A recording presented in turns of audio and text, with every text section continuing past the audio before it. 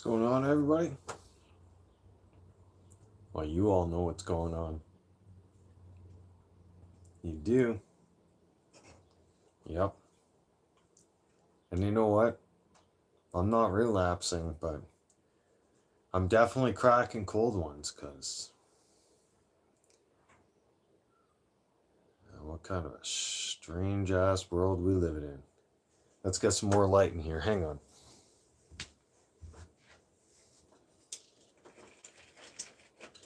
Let's get some more light in the studio. Look at this one. Yeah. There we go. All right. Now. There we go. Cracking a cold one. Don't worry, I'm not flushing sobriety down the toilet. I'm just rewarding myself for some good behavior this week. And after what I seen yesterday with the attempted assassination on Donald Trump, big salute to you, sir. Thank God he's still alive. Thank God that was a stupid shooter. I don't think we should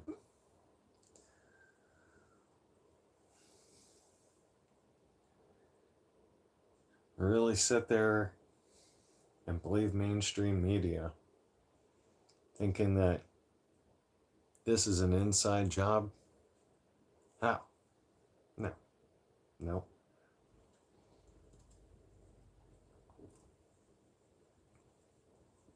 By the way, I'm crushing my Alberta ice beers. Not a Bud Light beer. I'm deciding to crush some beers because I want to, number one. Number two, I was on this path of sobriety and I'm looking at sobriety and I'm going, holy shit, the world's about to go right upside down. Right? Think about it. We are on the verge of civil war. Okay?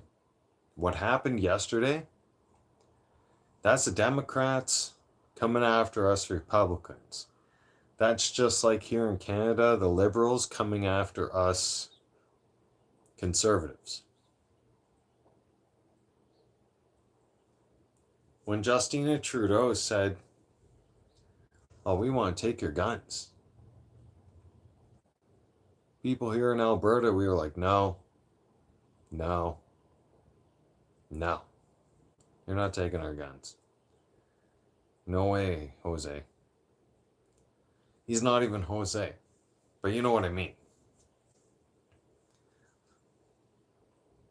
I was on the sober train up until yesterday. I'm like, you know what? I'm getting beer. Yep. I'm getting beer and I want to see how this rolls out because I know there's going to be a shit show in the next 7 days. Donald Trump's silent now. He's quiet. Yeah. Not a peep. Psst. Not a peep out of him. You know why? He's not going to... He knows who his enemy is. I couldn't believe Biden yesterday said, I look forward to Donald Trump calling me later on tonight. I look forward to speaking to him later on. That guy's not going to talk to you. No way. I've been following everything. I've been analyzing everything. This reeks of Democrat bullshit. Think about it, everybody. Come on. Let's do the stats here. Okay? They went after him at the elections. Then they went after his finances and taxes. Right? Charged him. Blah, blah, blah. Okay? Tried to put him in jail. Prosecuted. That didn't work. Right? Then they went after his life savings. That didn't work either. Suing him for hundreds of millions of dollars, that didn't work. What's next? You guys play GTA? Some people who play GTA, you wouldn't even get it that far. Nope. You wouldn't get it that far with me. I give you a couple of negotiations, maybe one or two at best. Right? I give you one negotiation. Number one, leave the fucking area and don't touch another fucking player. If you kill another player, I'm gonna come after you and I'm gonna be your worst fucking nightmare. Number two, okay? If you come back to this area, I will haunt you and I will run you out of the fucking lobby. Is that clear? Number three, you have an option. You can run away and never come back. And I suggest you take option number three. Now, I'm not in your head and I'm not going to make your decisions for you, but, right? That's how it goes. When you sit there and analyze everything that's happened here, there would be a catastrophic collapse on both nations. There was somebody in my live stream earlier yesterday that said, "What does this have to do?" When I did my live stream, pray for Trump. I said, "Why would you do that? You're Canadian." Well, it has everything to do with everything. I love hockey too, bro. We're talking about this because if our governments don't get straightened out, guess what? We can kiss all this goodbye. There'll be no more hockey. Do you like this shirt though? Look at this. I decided to bring out another old school t-shirt for all of you. Eh? Another Hockey Night in Canada shirt. I'm a jeans and t-shirt kind of guy. You'll get me in a dress shirt, maybe a suit and tie if you're lucky at a wedding. Seriously. It's kind of uncomfortable. I really feel myself in jeans and a t-shirt. Yeah. I like rocking my jeans and t-shirt kind of guy. You know, I'll do my Levi's shirt, my Levi jeans, right? And then on game days and anything close to game days or anything to bring it back, right? Now that you're bringing it up to hockey, we can bring it up to sports too. I really hope that our governments sort their shit out. I do not want sports being canceled. No. No. Medis. Edits. Hockey. You know what? Guys, if we're getting on the hockey right now, we're going to talk about who's my favorite team. Come on, dude. Let's go. Right there. What's this one? I'm not being sarcastic, but come on. Look at this. Eh? Look at what I sleep on. What's this? What's this beautiful blanket right here? Eh? Yeah.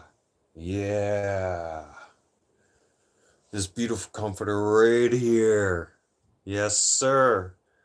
Yeah. And look at that. Look at that beautiful comforter right there. Yep. That one comes off the wall. All right. That one will come off the wall at hockey time. And then we'll put Toronto Maple Leafs up on the wall. All right. I'll put the Blue Jays on the bed. I alternate. I know it makes no sense, but it does make sense. I alternate. Yeah.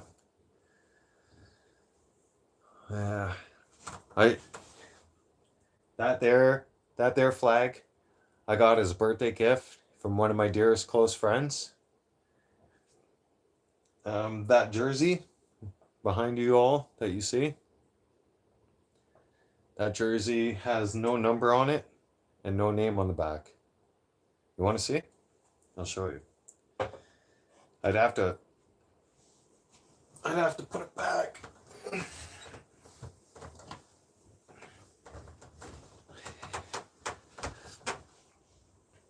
So this is the back of the jersey. I've had this, mind you, since I was 7 years old. And I'm 39. So that's going back 32 years. This jersey's 32 years old and still in excellent condition. Check this out. Right? And look at the side. Yep. No numbers. No number, no name. After all, if you have to wear another man's name on your back, you're not really an animal or a warrior. Nope. Just saying. I've had this jersey since I was 7 years old. Yep. It means the world to me. I've always told my exes, like, you can keep whatever the fuck you want, but you better give me my jersey back. Yeah. You better give me my jersey back or all hell will break loose. Yeah. I bought that jersey with my grandfather. Yeah. That jersey has sentimental value to me. That jersey means... That jersey... That's... You could offer me $1 million, I'm not selling you that jersey kind of deal. You know? Right?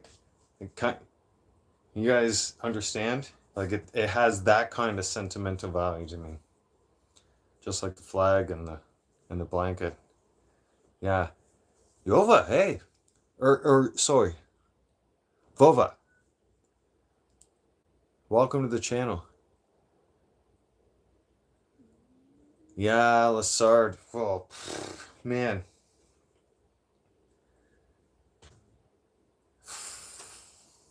What happened? What happened? Well, we choked, as usual. Boys, come on, you did. Right? You gave us a good run right up to the playoffs. Right? And then you lost your balls somewhere.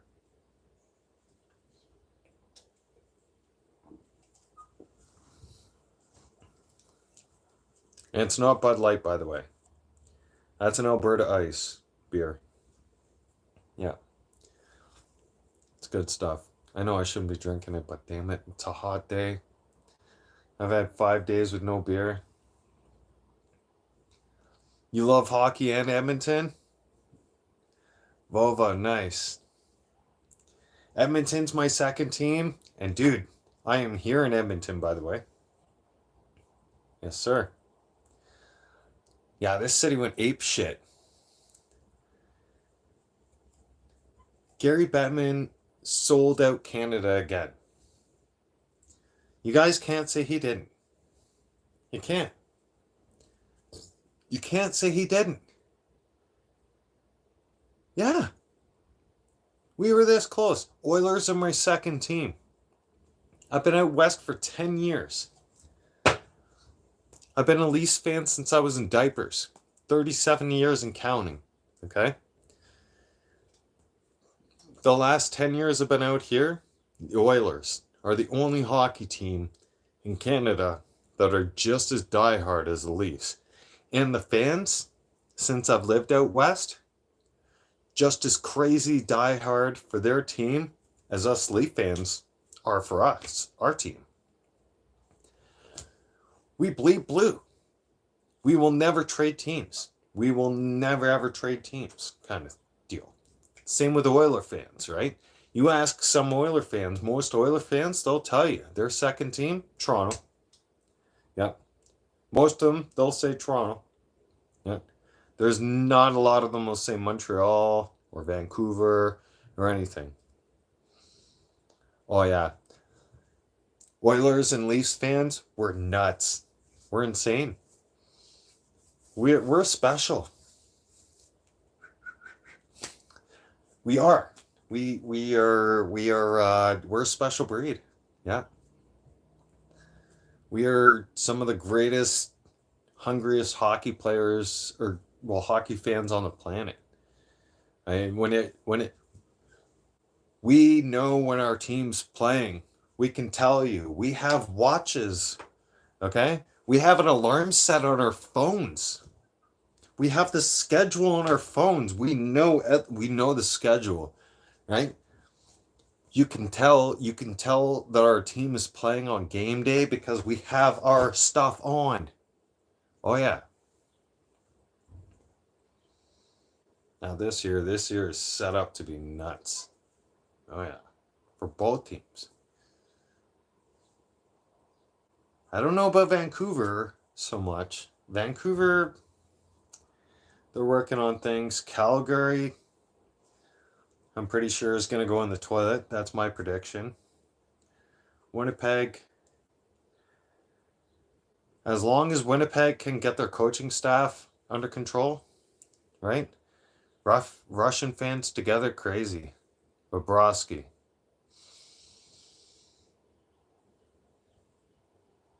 I don't think that guy's going to come back from that. I think he's going to take a Stanley Cup, and I think he's going to leave. Right?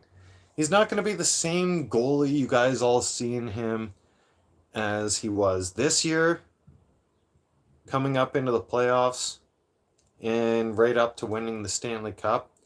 And he's definitely not going to be that goalie he was last year, coming this coming season going forward. He won't be, right? You live in Montana? Yeah, you're right underneath us. Yeah. Cheers. You ever seen this beer? You live in Montana? Alberta Ice?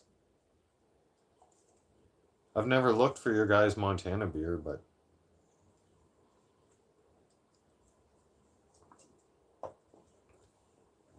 still, the Rocky Mountains go right down the line. You know?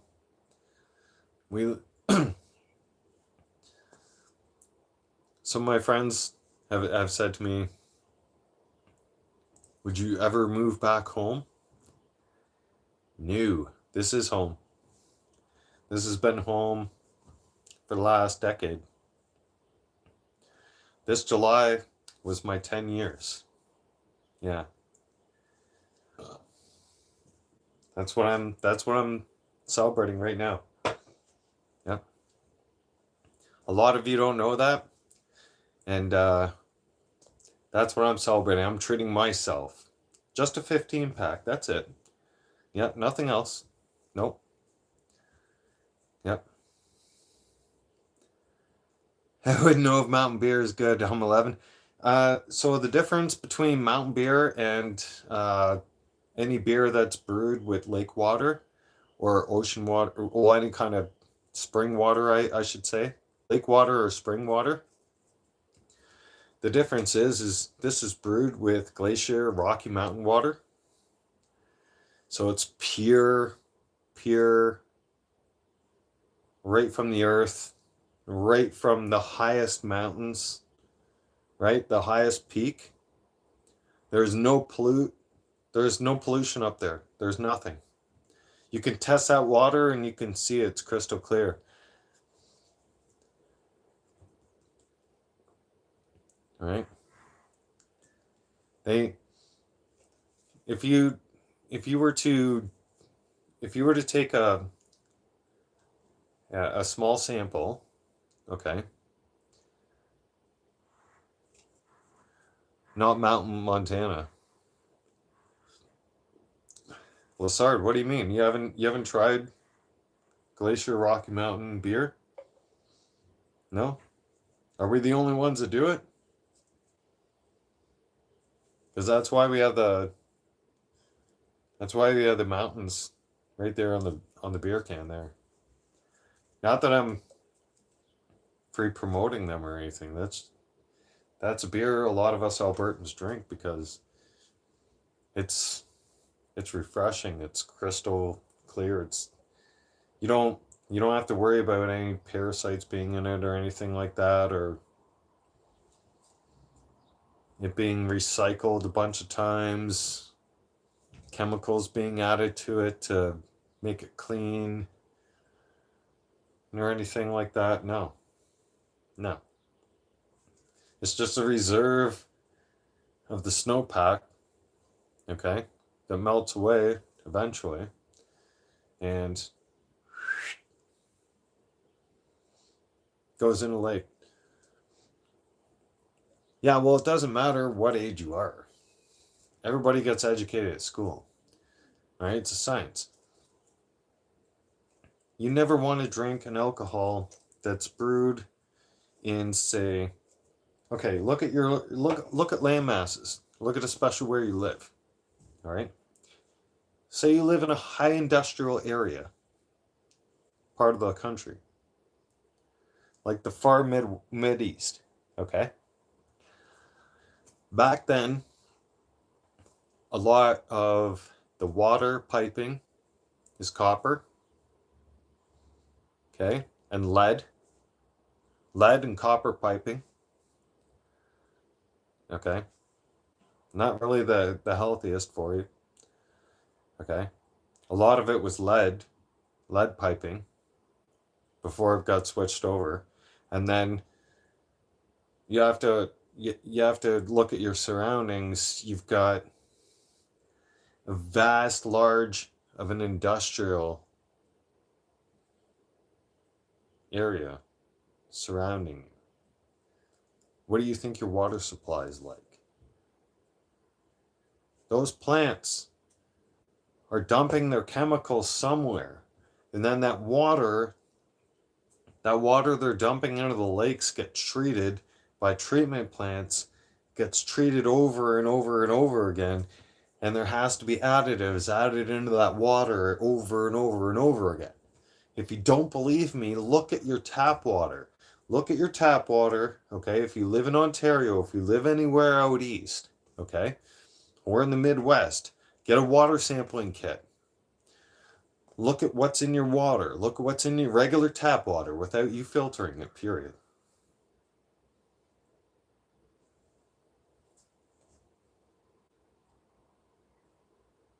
Fun facts.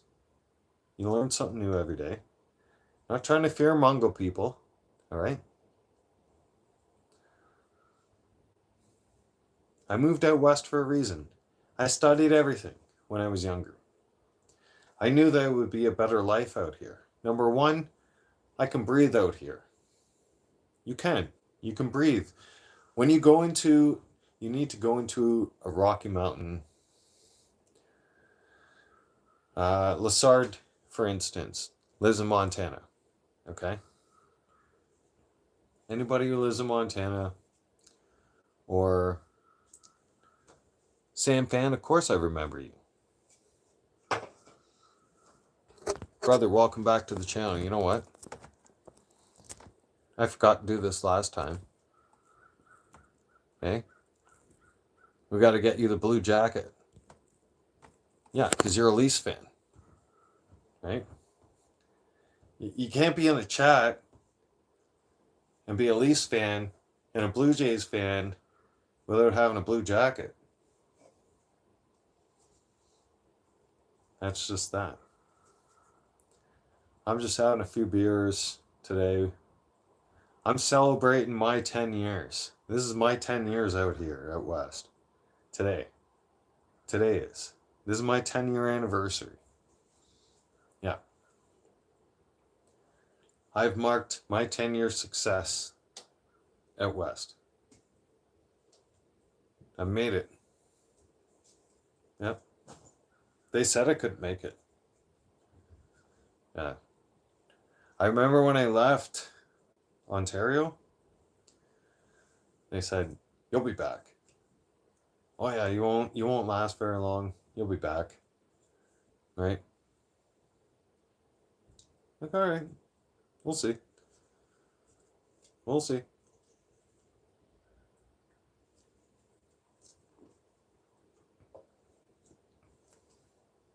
I went through 2 really harsh breakups out here. Lost everything twice out here. And now have built up everything and have all my blessings. Life's great.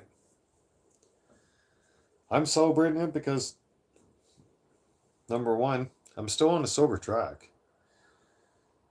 You can have days where I know if I have one beer, I'm drinking the whole 15 pack. Well, I'm drinking the whole 15 pack today. Yeah. I'm celebrating the fact that A, of course I did. San Fran, we're going to get into that. And B, I got stressed out yesterday. Trump got shot at. I tune into his live stream. He gets talking. And then somebody tries to assassinate him. Jacob, welcome back to the channel, brother. Great to see you back. Insanity. Insanity. I watched the whole thing. I was on live stream watching it. I couldn't believe what I was seeing. You got a question? Go ahead. I might have an answer for you. Might. Maybe. We'll see. I'll give him my best shot. What do you want? What's up?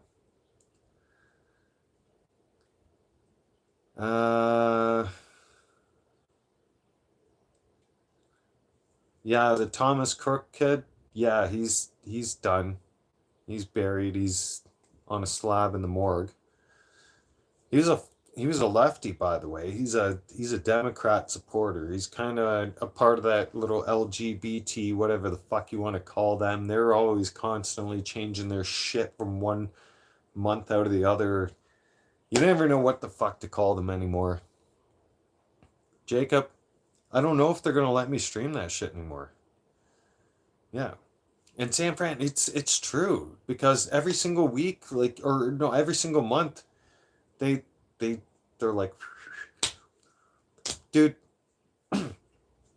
So we're in a feud right now. I'm in a feud right now. I'll tell you why I can't feud right now, or why I can't stream right now.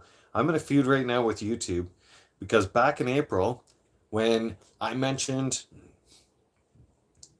okay, us Christians, okay, you know when Jesus came back from the dead, Easter, right? Jesus rose from the dead, right? So I talked about that. They big time red flagged it and gave me a great big explanation about it, and said I'm not allowed to turn around. I'm not allowed to show it to you guys because they'll sue me for it. And then I'm not allowed to speak about my religion.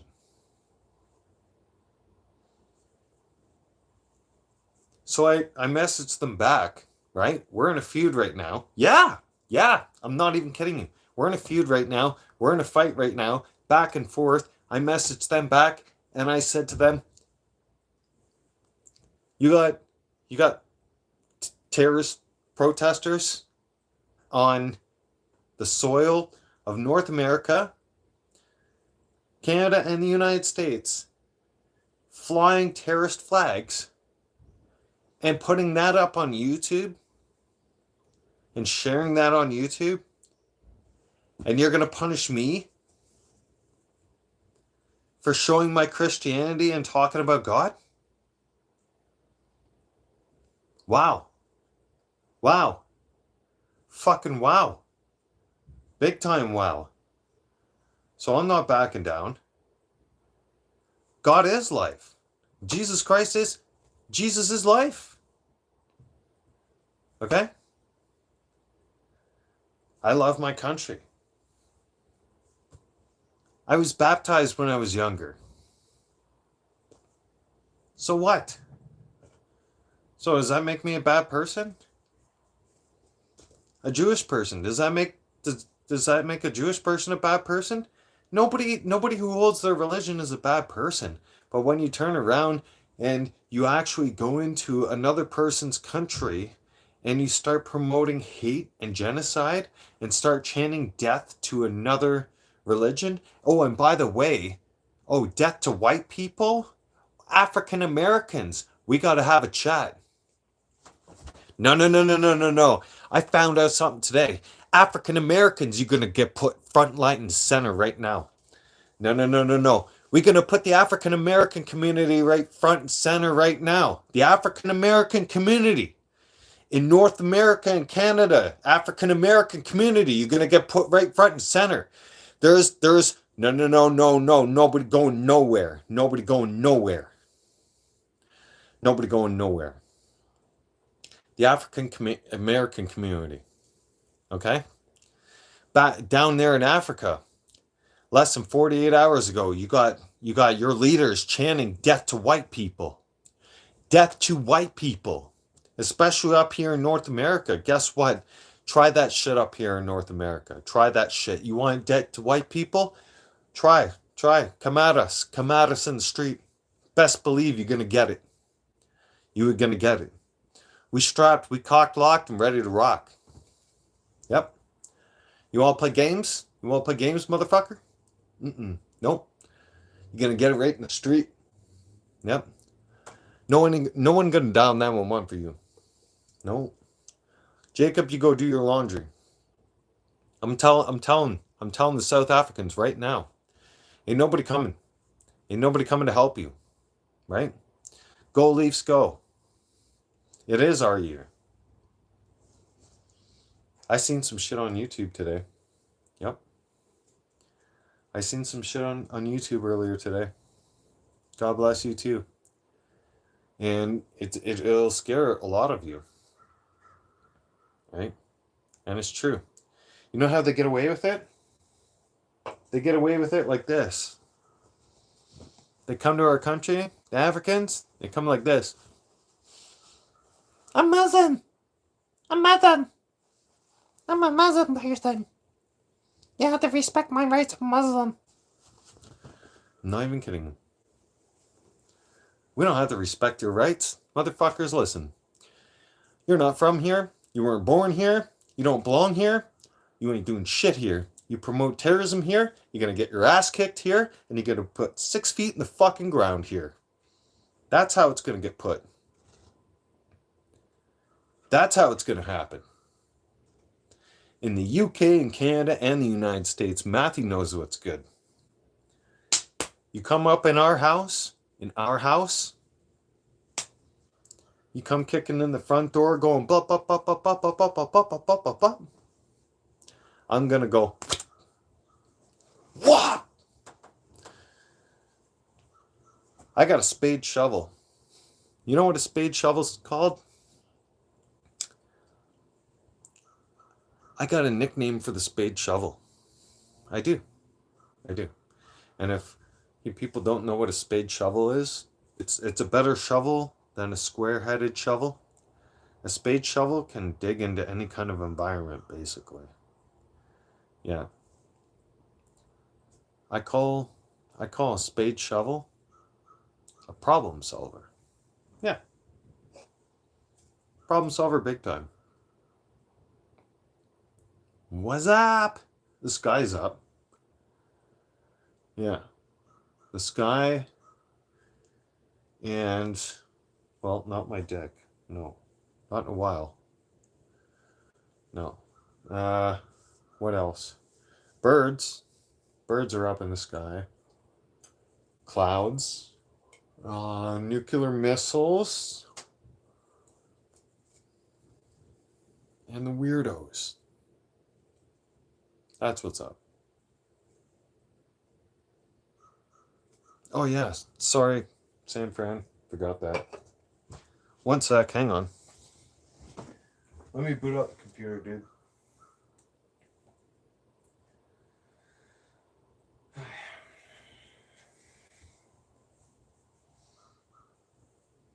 It's been a hell of a day with my hands, that's for sure.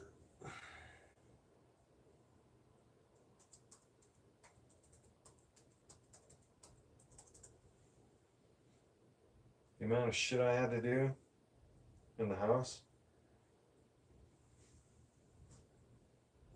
to get ready for the shit that has to be done tomorrow. In the morning? Okay. Was it San Fran? Alright, hang on one sec.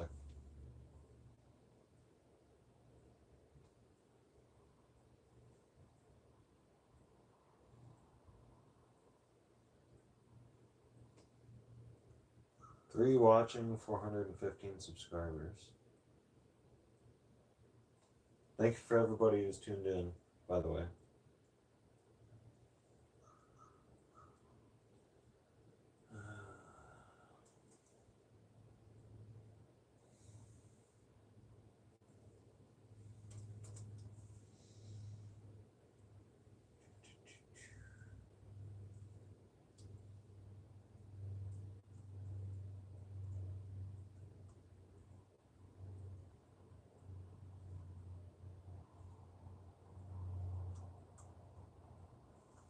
How many subscribers do you have? Hey? It's like I gotta go looking for you in a library, damn it.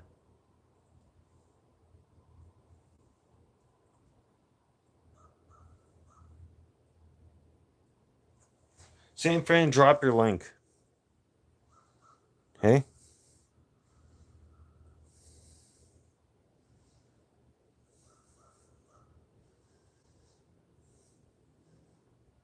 Sam Fan, drop the link, please.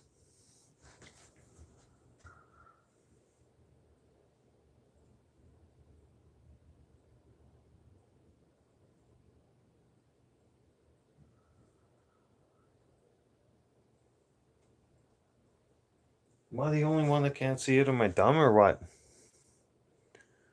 Fuck it, I'll do it later.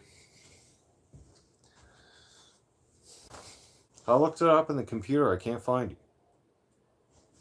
Right? Look, even if I do it through the phone, I can't do it through the phone either.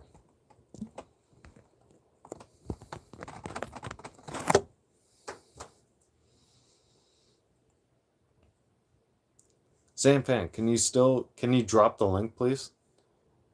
Because I did. I tried to look it up on the computer. I don't know how you guys are looking it up. I know I'm old school. One of your smart ass comments, I swear to God, and I'll rip you guys apart. You know I will. I'm still learning things. There's a few years I stopped keeping up with technology, I guess. I don't know. Whatever. Are you guys going to drop the link or what? No? Why? How do I do not want to get up again. Go to the computer.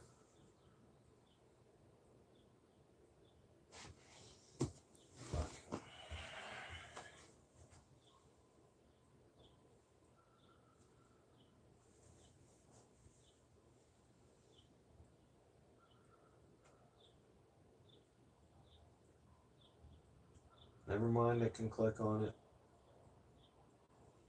I'm still learning shit.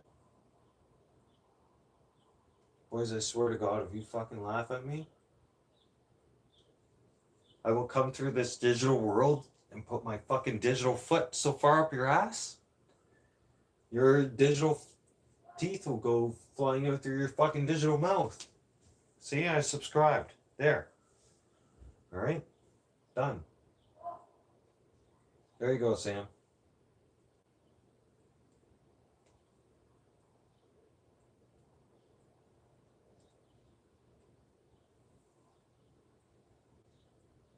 Sam looks like he has an aggressive sister. And she might kick his ass. There you go. Nice sub, dude.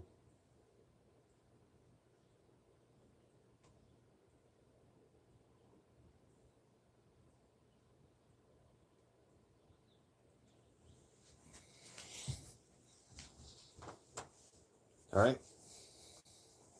I figured it out. You had to give me a second. Right? Old age and shit. You guys are gonna get older and you'll forget stuff too. Oh yeah. You will. I used to be able to build computers and, well, I still can, but not like now or whatever.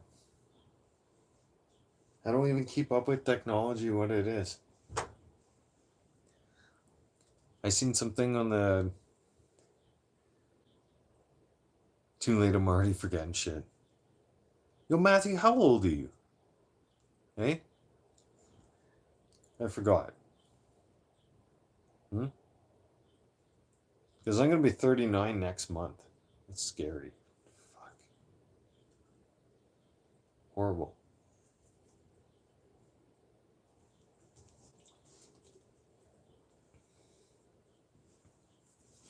Mid-30s.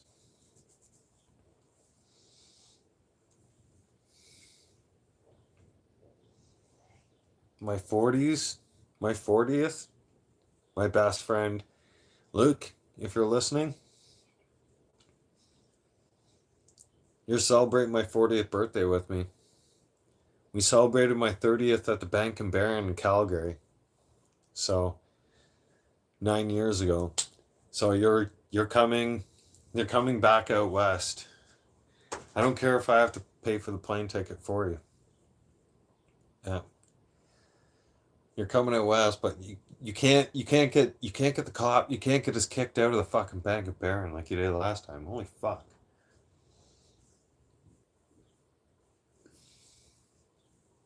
Everything's going great. Everything's paid for, right? We're pretty much shit-faced. Luke, you know you fucked up. Sorry to bring you up on this one. We keep telling him, we're like, Luke, we're up on the second floor in the Bank and Baron. Like it's a real bank in Calgary, okay? And there's people below, underneath, sitting at tables. Like this is a rich establishment. It's not no Mickey Mouse place. Okay?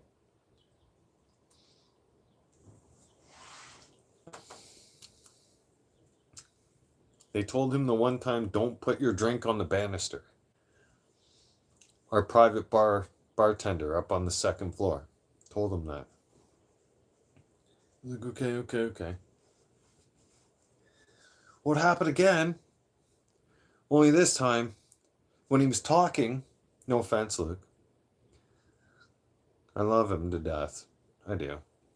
But when he gets talking, he likes to talk with his hands. And he likes to talk like this and this. And, you know, God bless his soul. Okay? And he accidentally knocks his drink off the banister. And it hits the table underneath. I'm like, oh my God. The bartender comes up to me and security starts coming up the stairs too. And I'm like, oh fuck, we're done. We're done. Like, we're already about 4 hours into the party, so it's fine. But he starts getting upset. And I'm like, we gotta go. And he's like, no, we're not going anywhere. He's like, we paid for this, your birthday and everything. I'm like, dude, you just knocked the drink over. And he's like, no, I didn't. I'm like, yeah, you did. Right? We gotta go. Right? We get outside of there. We get outside of the Bank of Bear and the cops are being called. We're like, oh fuck. We gotta get a taxi. We gotta get the fuck out of here now. ASAP. Quick times. Yep. Brody, what's up? Brody YR. So we get in cab. I fucking looked at him. I grabbed him by the fucking shirt. I'm like, it's my 30th birthday, asshole. The fuck are you doing? Hey? I'm sorry. You're sorry. You're sorry. That place. I rented that place. The reason why you didn't have to pay for your own booze and why it was an open bar is because I dropped almost $4,000 for all of us to be there. And we were supposed to be there until close. We didn't even make it 4 hours into the fucking birthday party and you fucked that up.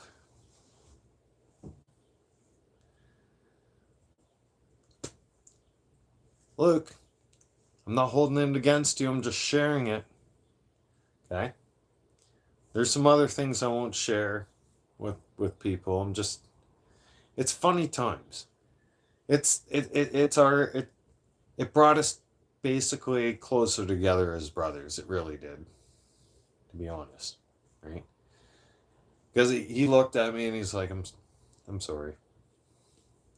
And there's nothing more honest. I can't hold a grudge. He looked me straight in the eyes with an honest look on his face and said, I'm sorry. I'm sorry. I fucked up. I'm sorry. All right. All right. You're still my best friend, right? Yep. Okay. Good night. See you in the morning. What am I supposed to do? Hate him? Shun him? Like yell at him nonstop? Hate him for the rest of his life? Make him eat that alive? No. Why? Makes no sense. You forgive and forget. There's been so many crazy times I've had with my best friend over the last 14 years. Jail, drunk tank, just a name. Actually, I'll just quiet on that one. A lot of fun times. Right? And at the end of the day, if you still have that person in your life, okay, after all those years, you know, and they love hockey as much as you do, you're still friends after all the hardships, the bullshit, and you feel that you're close, that person's family to you. Hold on to that person for the rest of your life. Yeah. For instance, I'll give you an example. My brother, for instance, okay? My blood brother. He's not even close to me. He grew up with me till I was about 12, 13 years old. All right? But he didn't really know me. My best friend knows me. He knows everything about me. He's my little black book. He could tell you what my favorite color is, what my favorite food is, everything about me, what I like to wear, what type of shoes I am, if I'm flat-footed, curve-footed. He can tell you everything. He can tell you everything right down to what kind of hairstyle do I like to do, anything. Where do I like to go to eat? And what type of beer I like to drink? And what I like to do on certain days. He knows all those things, all those important things. Nobody else knows that. Nope. And the other thing is, his brother doesn't even know all those things about his own brother. I know all those things about my best friend. Everything I just said about me, that he knows about me, I know about him. Which makes it even a closer family. Because despite the fact that we're distant from our original brothers and from our blood brothers, they're still our family. They're still there. We're all still one. Okay? We just might not be as close, but we are still family. And we always have been. We grew up together. All of us did. Our children that are growing up now are going to be friends together. They're going to build relationships with each other. They're going to bring us together even closer. From when we were growing up and we kind of got a little bit separated, but our children will bring us together. Because no matter what, we were always together as family. It's just we went our own separate ways a little bit. Okay? It's not like we got confused or anything. It's just we had to go on different paths. Everybody always comes back at some point. Everything unites us. Look at this. Hockey unites us. Hockey will always unite us. Hockey unites us as family. This Canadian flag behind us unites us as family. The Blue Jays. The Blue Jays unite us as family. After all, the Sky Dome is one of the most unique, most amazing stadiums that there is in all of baseball. What other stadium can, close the dome just like this? Oh, it's raining outside? Let's continue the ball game. Right? Same with the Raptors. When the Raptors need a home to play for a little while, right? Where'd they play? Sky Dome. I'm still going to call it the Sky Dome forever. Yeah, I'll never call it whatever. I'm not even going to mention it. Not even going to say the first. No.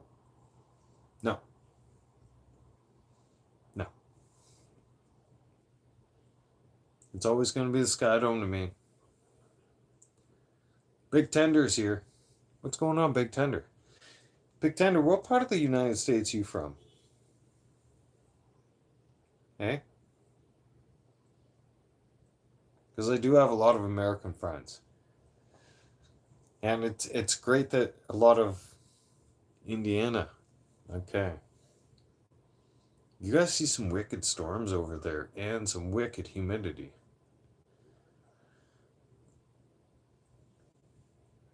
Do I like the Blackhawks?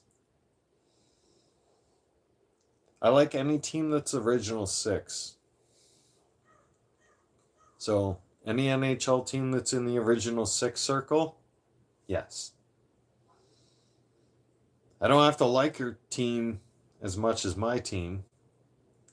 As you all can tell, my heart and soul belongs in Toronto. Right? But I'll respect Boston. I'll respect New York Rangers. I'll respect the Blackhawks. Okay? I'll respect the Red Wings. Okay?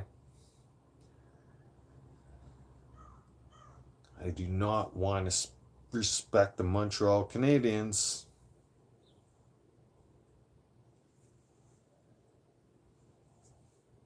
But they are in the original six. Do I like the Blackhawks? No. No.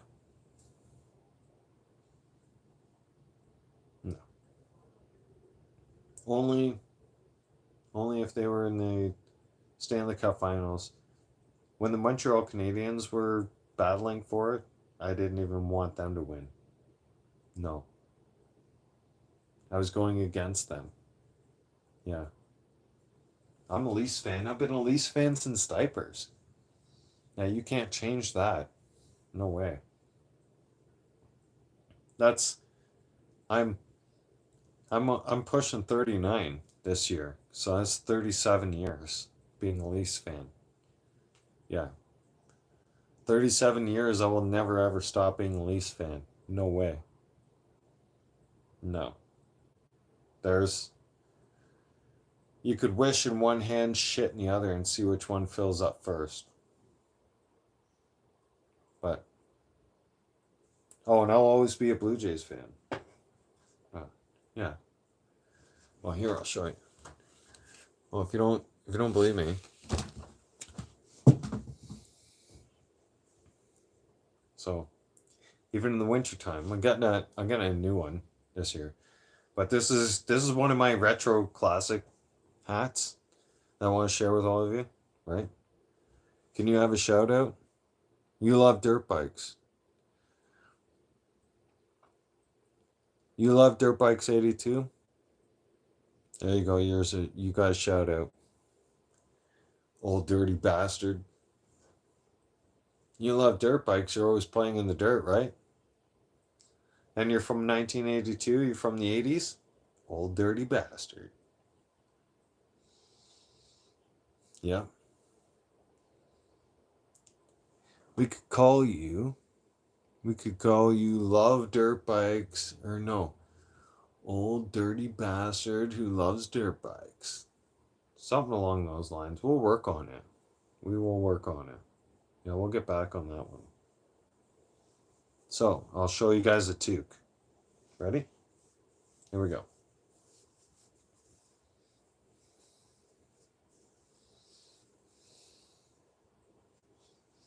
Toque time. Bam, bam. You like that? I like that. I love the toque. This is my retro toque. Yep. You know who got me this toque? Yep. My brother got me this toque. Big shout out to my brother. One of these days, you can get off your ass and actually talk to me. Right? And I might talk to you. If you're not going to be a dick, you get off your fucking high horse and stop talking like you think you're fucking smarter than me. Because after all, you're fucking younger than me, and I taught you everything you fucking know. And you're 5 years younger than me, so.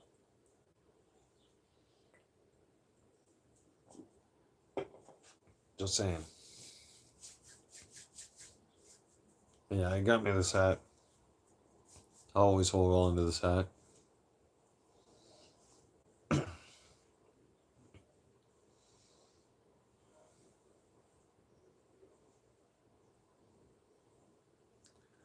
Sentimental value. Same with this one. This one's a Blue Jays one. Still for winter though. Right?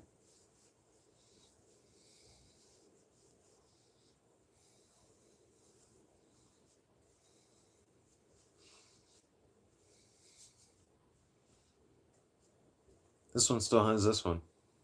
Yep. This is cool to play with. What? As Canadians, we like to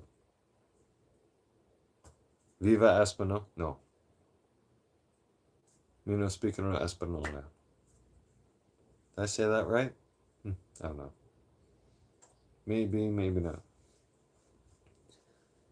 But no, this is like really cool.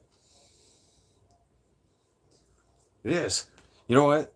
Okay, as kids, when our parents used to give us hats like this, it was really fuzzy. Okay? And it had the fuzzy on top. When it got really frosty outside, okay? And then this would freeze up here, okay? So you could put your hands up here after playing hockey and your hands would hurt and whatnot. You could put your hands up here, up on top of your hat, and you could hold this, and it feels so nice, so good. You just hold top of your head like this. Yep. That's why you see a bunch of kids that were doing like this from outdoor rinks, outdoor in wintertime when you were growing up in the late 80s and all through the 90s and early 2000s. It's because this is frozen. Yep. And then you can pull it off like this. Yeah, but you get yelled at by your parents if you pull it off like that. Like, what are you doing? You're gonna break it. That's not how you handle the hat. And this sucker keep you warm too. Holy crap. Oh yeah. Lunda Roland. Hi, welcome. Lunda, are you Canadian? right? Oh, Lindsay, are you Canadian? I have to ask, just because I was explaining something that was more or less Canadian from our childhood. Well, back from my childhood, I guess.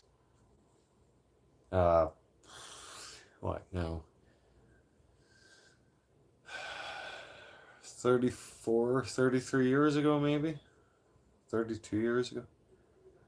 Let's just round it out to 30.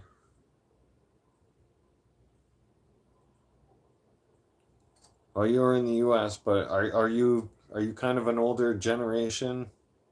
Because I was showing off what kind of winter toques we would wear outside when we would play ice hockey outside or even street hockey outside.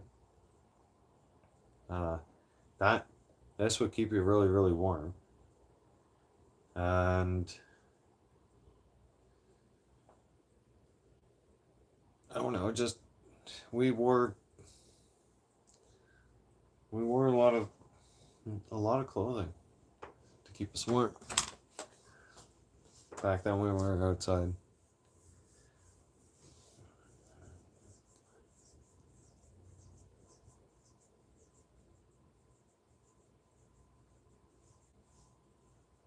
Cool. Right on. Well, I'm glad to have another American friend. Thank you. As you can tell, I'm a big time Canadian. Yeah. Excuse me. Um, I'm having a couple beers, more than a couple beers tonight. Let me see. Yeah. This is my 10th year anniversary out west. Yeah. I moved out west 10 years ago. Yeah. I moved out west from Toronto 10 years ago. All the way out here to, well, first I was in Calgary for 5 years, and then I've been in Edmonton for 5 years. Yeah. So I like to chat with everybody too. I like to make new friends. Yeah. And a new.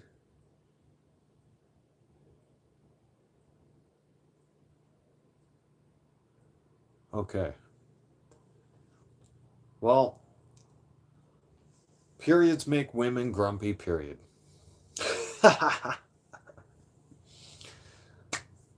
Yeah. So that's where that fact is.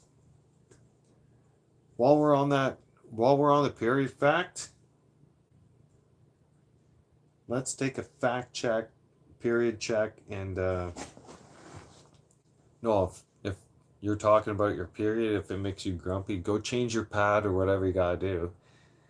Everybody go take a leak, go grab a beer, go do something. Okay? Let's take 2 minutes. Let's take 120 seconds. I need to take a leak, right?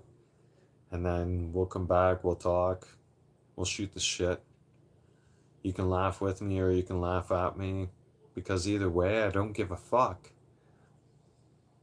You can hate me or love me, but at the end of the day, I love me and I'm doing my thing, so yeah. I could care less if you hate me or love me. Everybody has opinions, just like assholes. Yeah, okay? Just don't wipe your asshole and your mouth at the same time with the same tissue. No. I prefer you wash your asshole with a bidet if you could.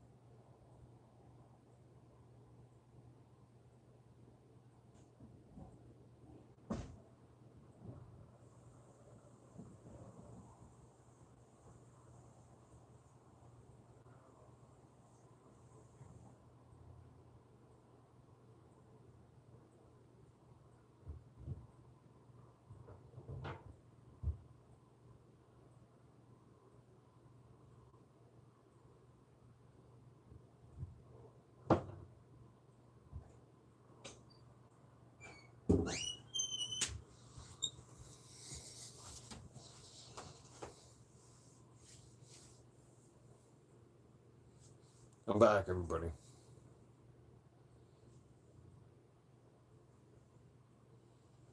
You're number one. All of you are number one. I'm number two. Okay? Or number three. Or four. Or five. Up to you. Either way, you have to look at things as if you're number one. What I mean by that is this. People are always going to have an opinion about you. People are going to like you.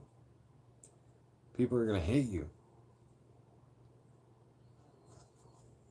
People are not going to agree with your opinions. And for that matter, you don't have to agree with their opinions. Nope. That's what makes us unique. All right? If we didn't, that is what diversity is. If you want a definition of diversity, it's our own unique opinions. It's not our sexuality, or you can't mask it behind some kind of shit like that.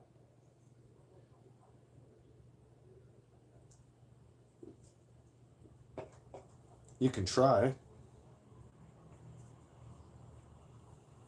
You really want to? Well, then, if they want to, intimidate people, I can intimidate you all. Yeah. Let's bring out Max. Come here, Max.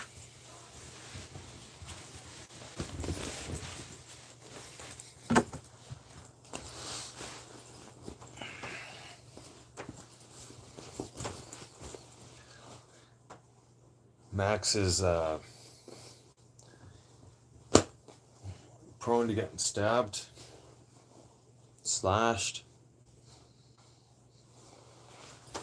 If I put on my bulletproof vest, well, then I'm pretty much immune to getting shot at, too.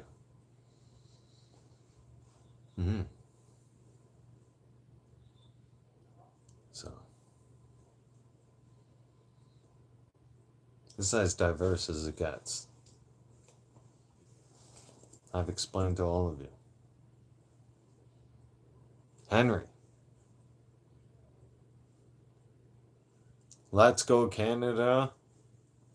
Right? Nice jacket. Matthew, you like that one? You like this? Yep.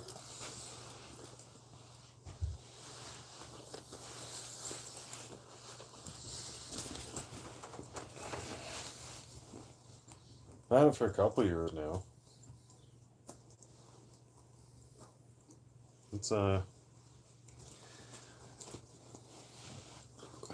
It does a trick, thank you. I don't wear it all the time. I got a winter jacket and whatnot. I wear this out on special occasions. I'm Boss 28. He says Leafs suck. Hey, I'm Boss 28. You say Leafs suck? You suck dick for bus fare and you still walk home. Ooh! Shots fired. Shots fired. 911. 911. Yep. I'm Boss 28. Needs a unit. Shots fired. He's on the ground. Leafs suck. Come on, man. You walked right into that one. Right?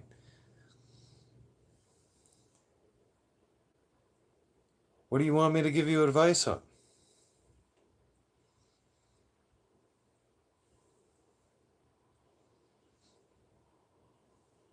Will you please define... Okay, I don't have a computer in front of me, right? What is... I'm trying to look at what exactly... What is NUI? Could you please clarify what that is, and then maybe then I can give you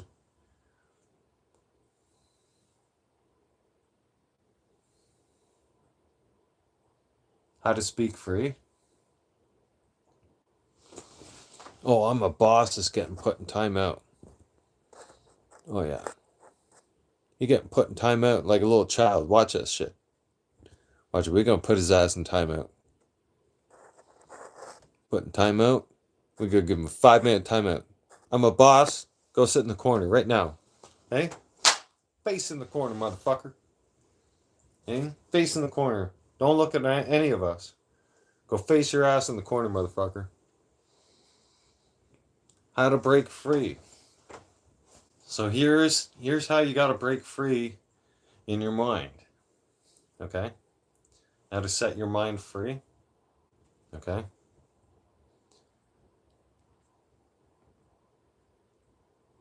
Desperately bored. Okay, let me explain something to you. Lindsay. You want to be free? Like myself? Stop worrying about what other people think about you. Yeah. You want to be free? Stand up for what you believe in. I stood up for my rights and freedoms. I lost everything in 2020. I didn't wear a mask. I didn't get vaccinated. And I sure as hell stood up for the Freedom Convoy as a retired truck driver. I drove truck my whole entire life. Alright, I'm a second generation truck driver. I lost everything for our rights and freedoms. Do not let anybody discourage you from what your mindset is. If your mindset is set that I believe in our rights and freedoms, I believe that these policies, that these woke policies are bad, okay? Then you go against all that stuff. You go against it all. You stand up for it.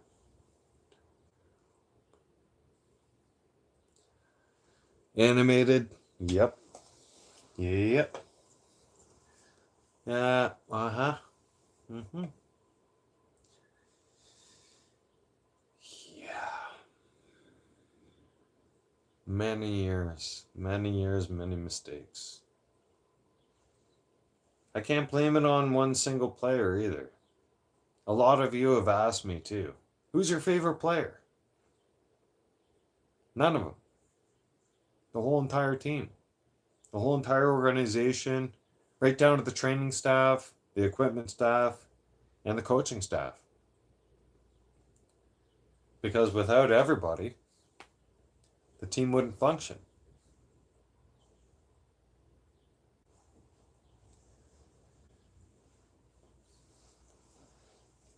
That's how you know. When you ask somebody, right?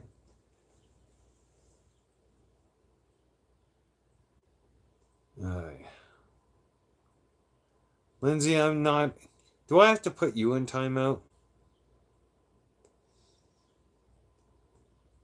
I'm not here to talk about your fucking problems with this bullshit. You know what? Fuck you. You're going in timeout. You're gonna learn your lesson. All right.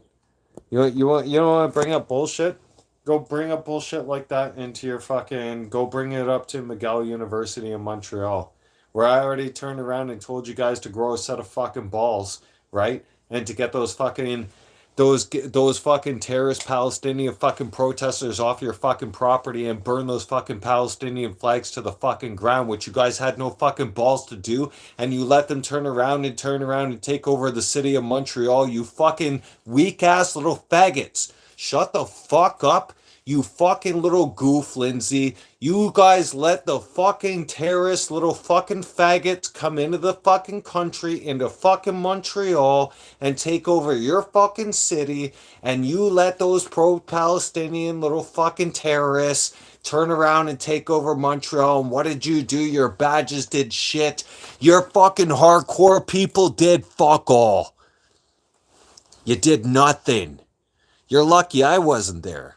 I'd have burned those fucking Palestinian flags to the fucking ground, and I would set that fucking shit on fire. I would have set those fucking protest fucking shit on fire, motherfuckers. Yeah, I would have launched a fucking grenade launcher into that fucking shit. I would have cleaned house in a fucking second, man. Just like this. Boom! It's like that, motherfuckers. Honcho, what's going on? It's like, where's your fucking balls? That's why it happened in Miguel University. When I turned around last week and I made that video on Tuesday, what happened Wednesday morning at 5 a.m. Miguel University got cleared out by a private security force, just like me at gunpoint. Why'd that happen? Because Miguel University had enough of that bullshit. Enough of the bullshit. Enough of the terrorist bullshit. You're on our fucking soil. You're doing wrong things. Sooner than later, you keep knocking on the devil's door, someone's going to answer. Someone's going to answer you. And you're not going to like the answer. You won't like the answer because people like me, okay? Animated. Thank you for loving the Maple Leafs flag. All right? You guys can tell I'm a true patriot. Right? And the Blue Jays, exactly. Yep. You love that? Look at that one. Yep. Blue Jays is right there. Ever since I was in diapers too, ever since I was a wee lad. Yep.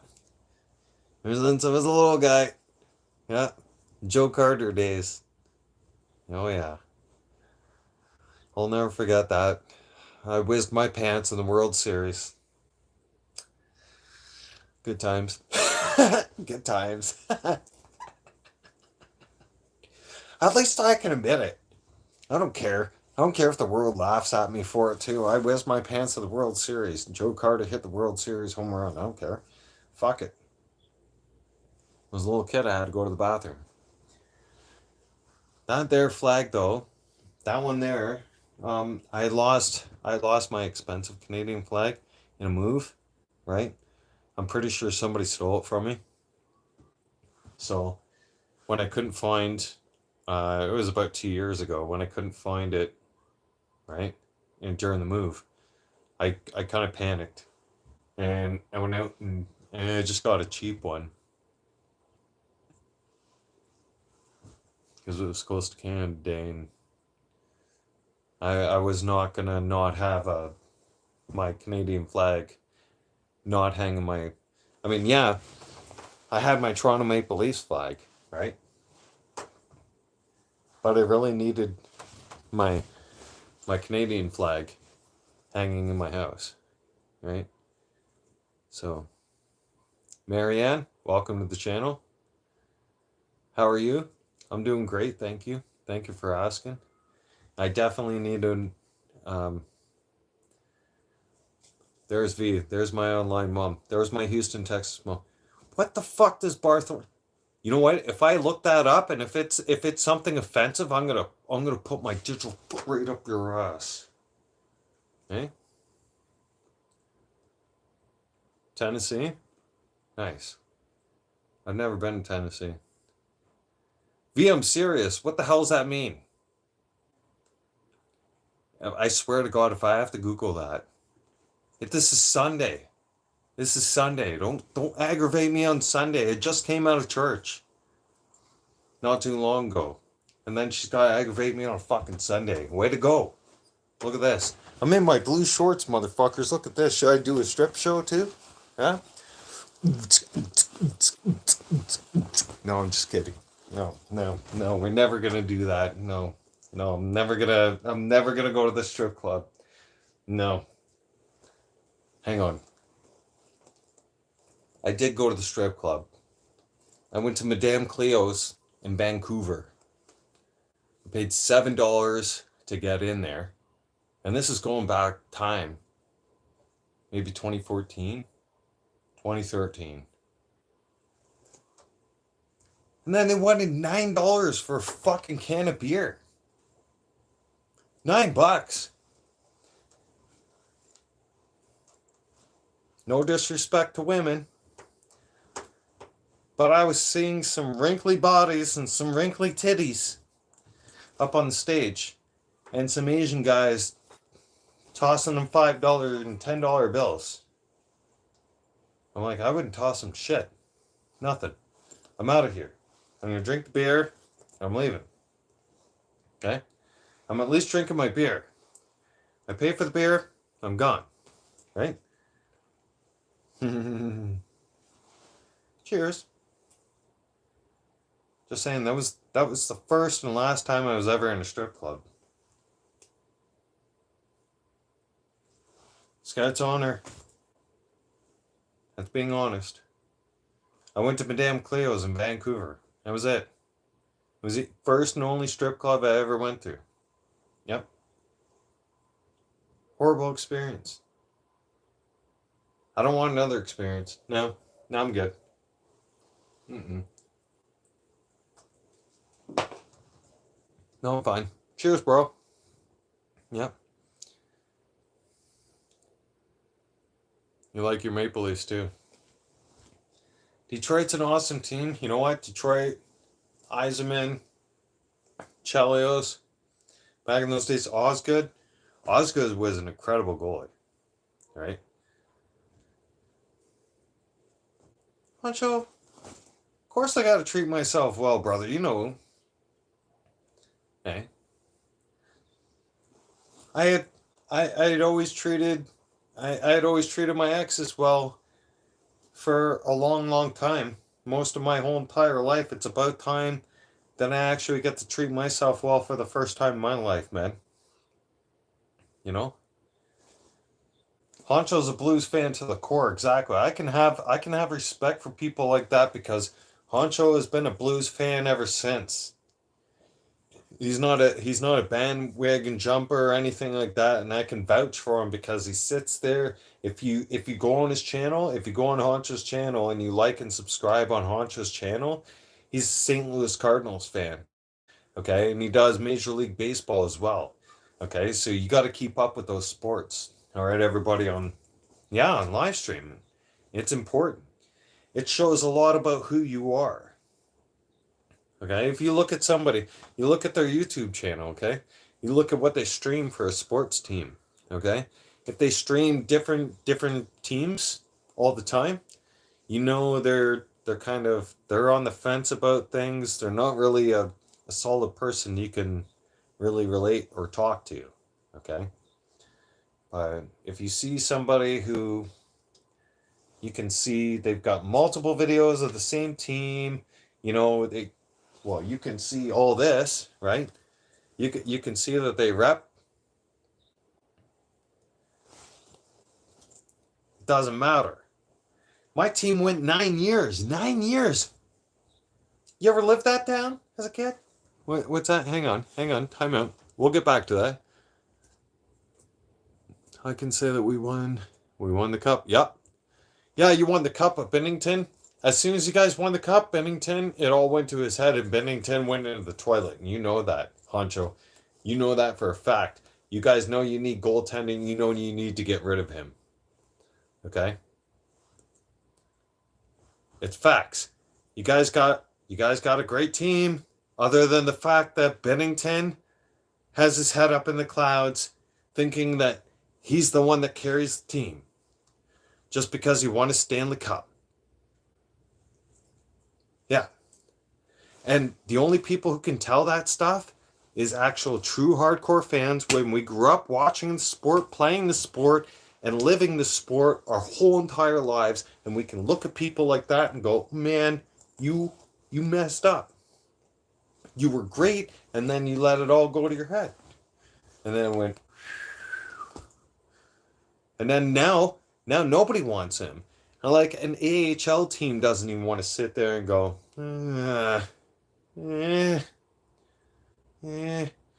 Even an NHL team is sitting there going, yeah, we can't even take him as a backup goalie. Fuck. Right? he does have pizza on his, like, with all due respect, Honcho. All right. I like your team. Your team's solid, but your goaltending is same with mine. Out the window. Yep. We finally got good defense. Finally. Finally. Yeah. Who was my favorite Red Wings player? If we were to go to Red Wings, Yzerman. Yzerman, for sure. Stevie Y would knock you the fuck out. Yeah. Stevie Y would put you into the fucking boards. And you'd wake up next week and go, what happened?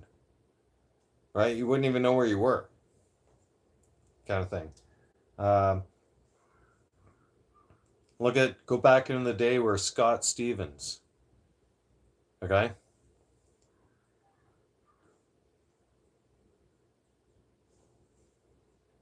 Yeah, Ancho, it's sad.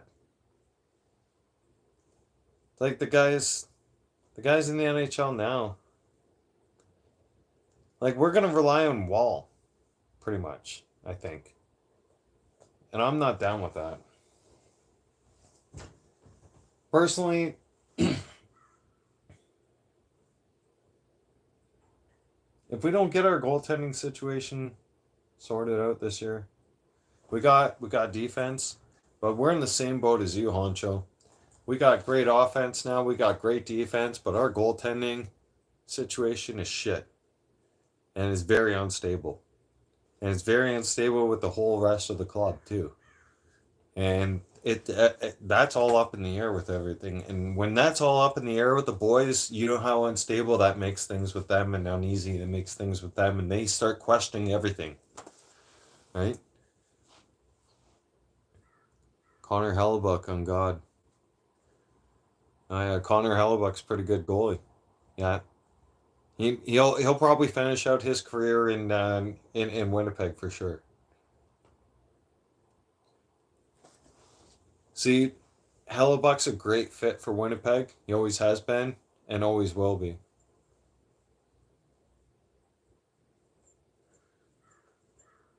Yeah, I know. Dude, a lot of us Canadians, yeah, we're tied in. We're tied in with a lot of sports fans here. I live in the city of Edmonton. There's tons of Edmonton Oiler fans and Edmonton Oilers that live here, right? I've got cousins that live here. I've got uh what was it? My one cousin played in Saskatchewan. I forget the team's name right now, off the top of my head. It's one of those American teams. Or a WHL team. I don't really pay attention to those teams anymore. Um, ever since the humble Broncos accident happened, that hit me hard. I used to follow WHL and all that stuff big time. As a truck driver, okay, and living in Calgary at the time, right? Uh,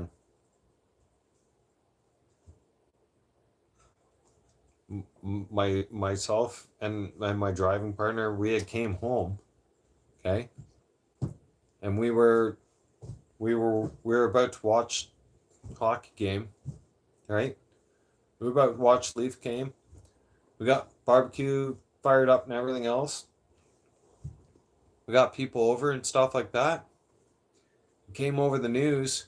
Came over the news that a truck driver had just hit a bus full of hockey players.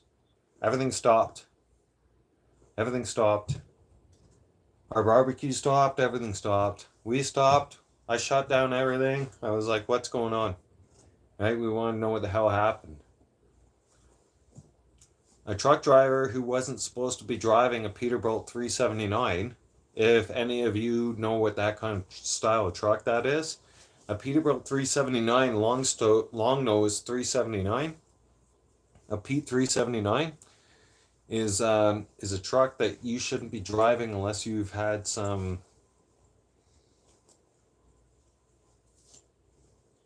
at least, I'd say a good 3-4 years driving that truck, right? What could happen? That guy messed that up, boys. I gotta get this off. What are you guys exchanging numbers for? Holy fuck, that's hot. What are we doing? We're not phone calling each other, are we? No? How old am I? I'm old enough to know better. That's how old am I? Yeah. Old enough to know better. No, seriously, I'm old enough that I got 3 girls. Yeah.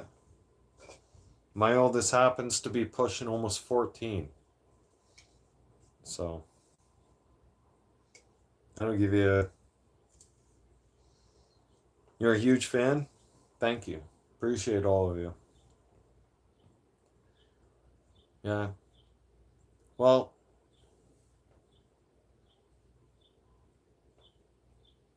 I do because, quite honestly, gaming was getting a little boring. Streaming the gaming, right? And they haven't sorted out what's going to happen on that. So, whatever. That's fine. I don't care.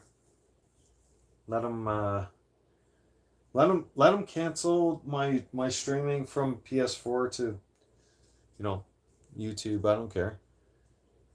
I can just keep talking to you guys like this, right? And we can talk.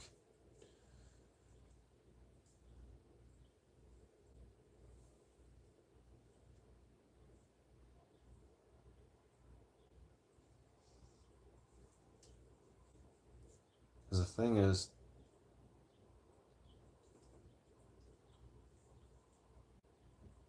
YouTube, Twitch, what's the other platform? I was trying to think of right now, off the top of my head. Fuck, I can't think of it. It'll come to me. They block out facts. They block out. Yeah, of course I got the Maple Leaf shirt on. Yeah. Yeah, see that? Yeah. Big time. I was trying to think of the name. Fuck. Damn it, it's gonna come to me. I'm gonna be on the next live stream. I guarantee it. And it's gonna be completely random. And I'm gonna be like, hey guys, remember when I was on the last live stream, and I'm gonna come out with some random name, and I'm gonna be like, blah blah blah blah blah blah blah blah blah. It's gonna happen. Because you know how it is. Everybody gets that. You get that brain fart and you're like, ah, damn it. Damn it. Right? And you sit there and you're like, like I was, right? Just now. And you get stuck and you're like, ah, what is that? And you know you have an audience and everything. You have to try and talk. But you're like, ah, damn it. What is it? What is it? What is it? What is it? No. It'll come back to me. What are you boys doing? Xbox? Yeah, I haven't done Xbox in years. No. I've been wanting to ask you guys though, if I get a gaming PC, is that grade with Microsoft with Xbox or no?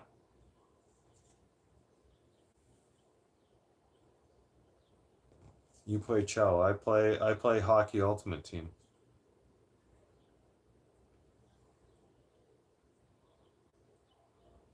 Sam, what's going on?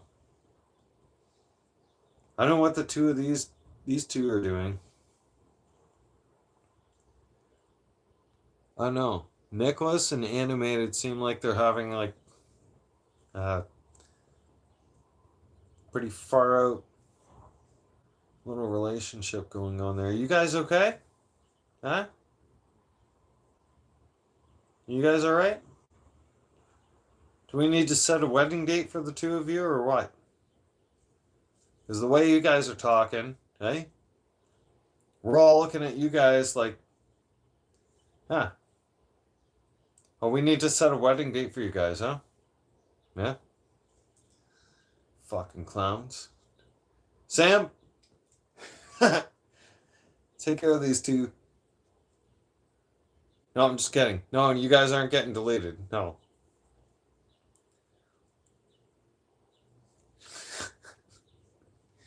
We're just kidding. Come on. You guys got to have a sense of humor. Okay? You guys are hockey players for crying out loud. Okay? We all kick each other in the balls. Or at least if you have a set of balls. At least some of you have a set of balls. Some of you have a set of balls who have dropped.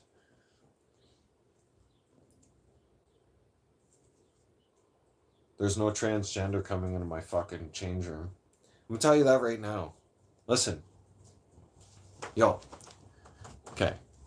Let me say something to all of you right now. Okay? Let me say something. I'm gonna straight up right now. You guys know me. I'm an enforcer, right? I grew up playing as an enforcer on the team. Yo, I'm telling you something right now. If a trans person came in the fucking dressing room and some fucking person, if a female came in the guy's dressing room saying I'm a guy and I'm here to be on the guys team, I'd be the one to stand up and be like, yo, I'm going to escort you to the door, okay? All right? I'm going to friendly escort you to the fucking door. Here's how it's going to go. I'm going to escort you to the door because if I don't escort you to the door, if you don't listen to me and if you lace up those skates and you come on the ice with us, I'm going to put you through the fucking boards, okay? So that's what's going to happen. You know what I mean? Like, I'm not going to let that shit fly. That's what a team enforcer does, man. Yup. Like, dude, like there's at least one or two guys on each and every team who's an enforcer where there's rules on the team, okay? Nicholas, it doesn't matter your age, okay? There's rules on the team, okay? And the rules on the team is, that's it. And if the team has a rule that shit don't fly, that they don't want that shit in the dressing room, then the onus is on me. I have to enforce that. That's my job. And then guess what? When I enforce that, guess what? I got the whole backing of the team right behind me. So if I don't scare the shit out enough of you, guess what? There's going to be about 3, 4, 5 fucking guys behind me that are ready to kick your fucking ass if you turn around and if you happen to make it past me. Right? Because I'm fucking solid and I'm ridiculously psychotic and I will destroy you to stand up for my team's rights and values.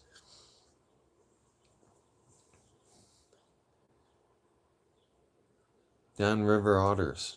I play for the Otters. Nice. Nice.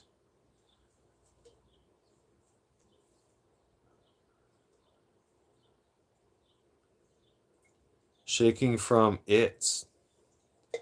Scott Ellis. No.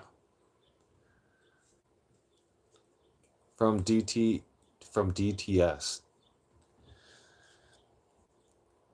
I'm explaining things. If I get intense with things, if I explain things and I get intense with you, Scott, and you can't handle it, bud, Well, here.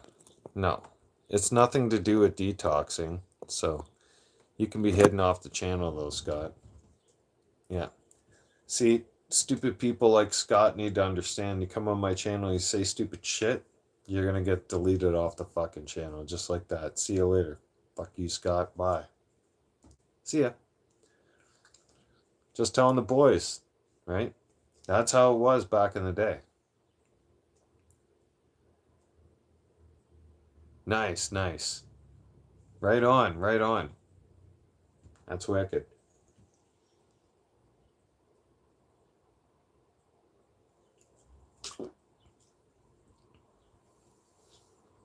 The thing is,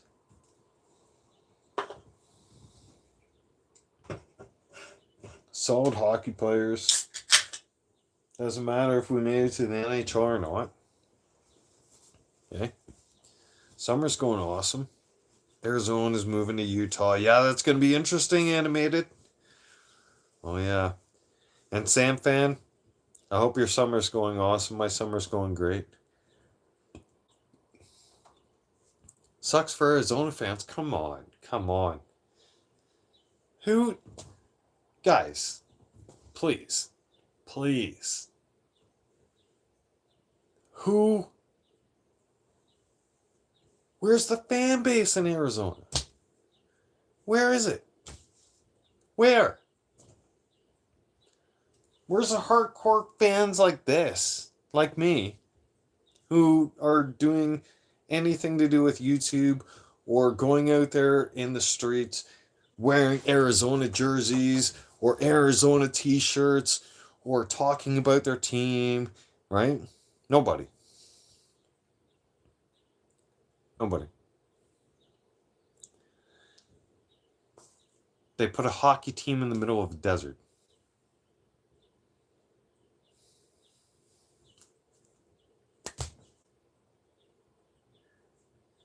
They put a hockey team in the middle of a desert, boys. Boys, come on. Seriously. In the middle of a fucking desert. Are you kidding me right now? It's the fucking desert. When it gets cold at nighttime, but not cold enough to freeze a fucking ice. There's no fucking winter there. Animated. See? It is true. It's more than facts. It costs so much money to keep their arenas running. LA, Anaheim, Phoenix, or Arizona, as they want to call it, right? And Dallas, the state of Texas, all these southern states that don't see snow on a regular basis. They do not see wintertime. Do you know how much it costs those cities to keep those arenas maintained? The maintenance alone. They have to keep the ice frozen.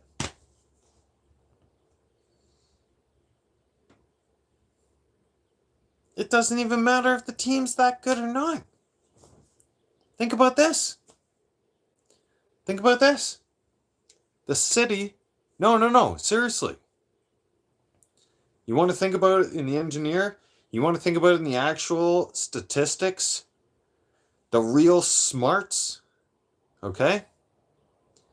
The real facts? Okay, the city has to foot the bill for the water supply to keep the ice frozen in an environment that is between 90 and 100 degrees Fahrenheit on a constant basis. They're footing the bill to keep an arena and a slab of concrete completely iced non-stop. Okay? Exactly. I live in one of the coldest spots on Earth. I live in Edmonton. You know what it reached this year? -50.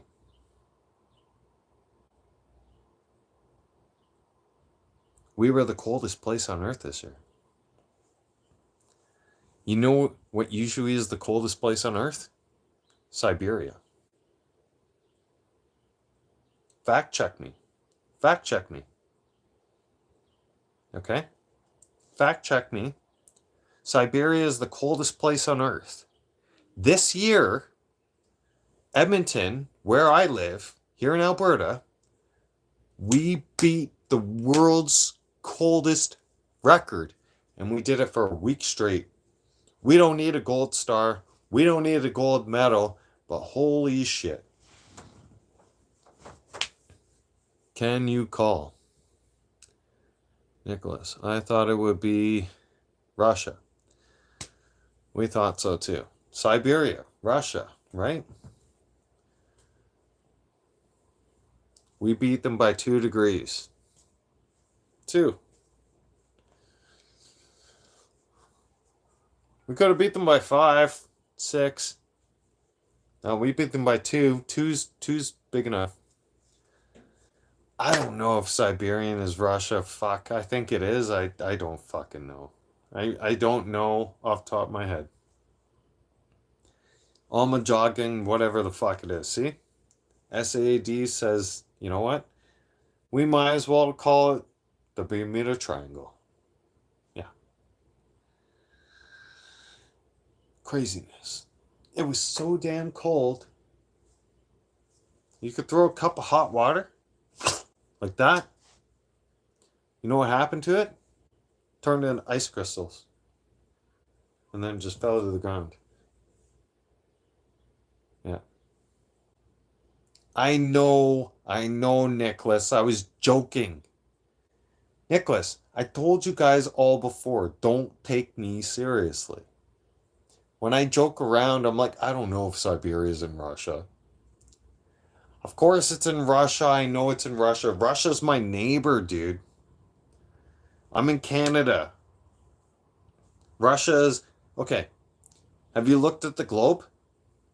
Have you seen the globe? No?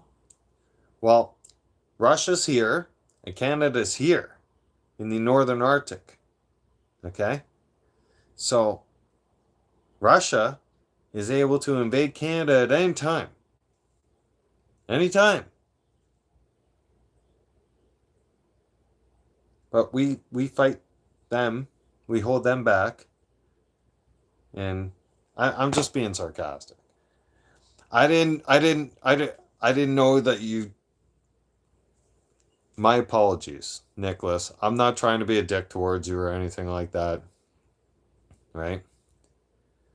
You were in Edmonton in March and it was freezing. Yeah, March can get a little cold. For us, March is basically like a heat wave. Oh no, exactly, Nicholas, and I was just kidding too. That's why I was bringing it to your attention that, hey, please don't take me seriously when I come out with stuff like that. You know. Greetings from Oklahoma. Tin Man, greetings from Alberta, Canada, brother. And Nicholas, yes, definitely. I knew you were joking, 100%. I love being sarcastic with people too, so please don't take me seriously when I come back and jokingly as well. I will never take you seriously when you come back and you're joking. I love to joke. See how we're able to joke back and forth and we don't take each other seriously? Because if it was somebody else, right, then they'd be like, oh my God, you just hurt my feelings. Oh, I'm going to do this. I'm going to do that. Oh no, why would you say something like that? And they turn it into a whole great big deal, wouldn't they? Oh, yes, they would. You know it and I know it too. Oh, yes, they would. Lassard's back. Welcome back, Lassard. Lassard. Yes. Nice. Nice, Nicholas. Am I saying that right? Is it Nicholas? Or is it Nicholas? Because I know it's N-I-K. Because I have a cousin. Sometimes he likes Nick, and then it's Nicholas. but it's an NICK, and yours is an NIK, so that's very unique. Number 2, Nicholas. Okay. Alaska used to be Russian land, but they sold to the USA for only $7.2 million. Okay. Apparently, somehow Canada had sold it to the States as well. Because, no, hang on. Apparently, it was Canada sold it to Russia. Russia turned around and sold it to the States. It was fucked up. It was kind of a messed up treaty. A lot of history books. Nicholas, have a good day. I wish you a safe and blessed day. And I'll also sub to your channel, brother. I will. Hang on. Hang on. One sec.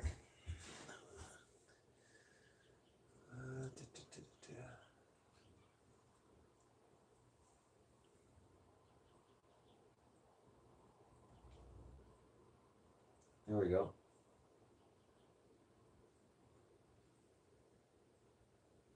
Sub done.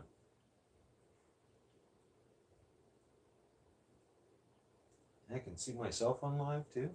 Cool. Right on. Yeah, it's not a bad background, actually. When you think about it,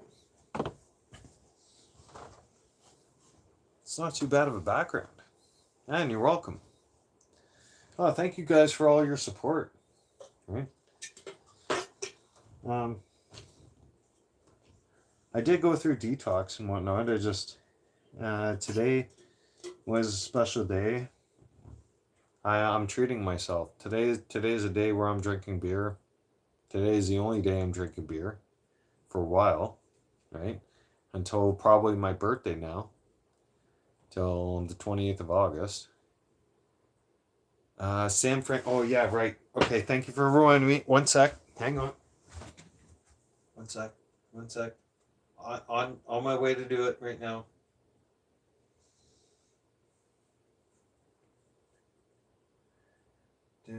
Yep. Yes, sir. You have 97 subscribers, 75 videos. I'm one of your subs. I am there. I got you, bro. Yes. I am there. And you got the blue jacket. Yeah. You got standard moderator status. Yeah.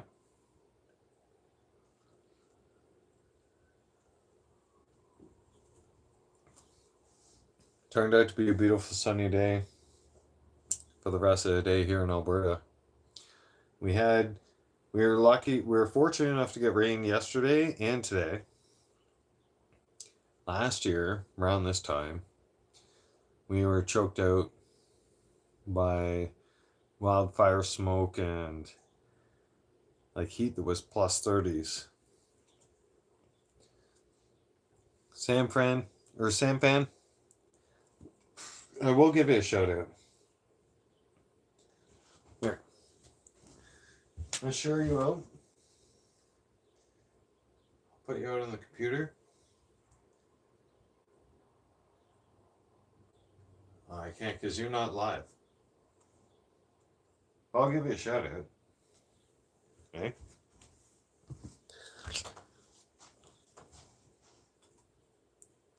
Sam fan, Nicholas, a bunch of my fans, actually to all of you who have liked and subscribed to me in the last few days.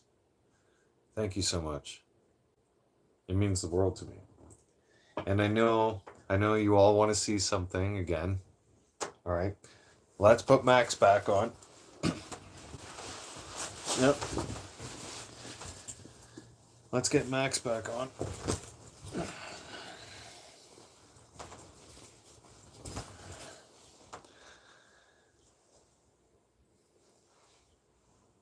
Even though it's hot. I mean, Looks great on me, right? Yeah.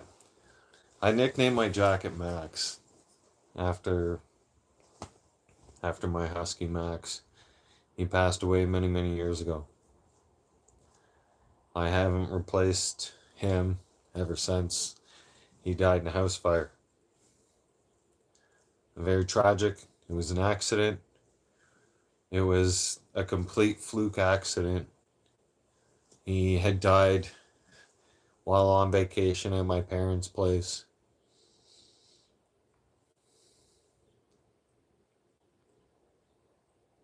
And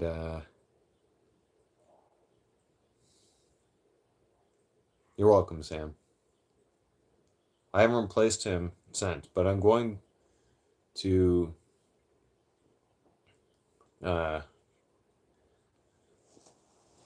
take the steps soon. When is the right time? I'll know it's the right time. But until then, you know what? We're not going to be sad. Look, this jacket, I named it Max. Yeah, this jacket is Max. Why? It's tough as Max. Yeah, Max was tough, like steel, like leather tough. Max was my husky. He was big, talked a lot, shed a lot of hair. Holy crap! You know, when you would brush him, right? When you would brush him, right? It's not easy, no. I appreciate both of you for understanding where I'm coming from. It's not easy. You can't replace a dog. I haven't replaced Max since 2007.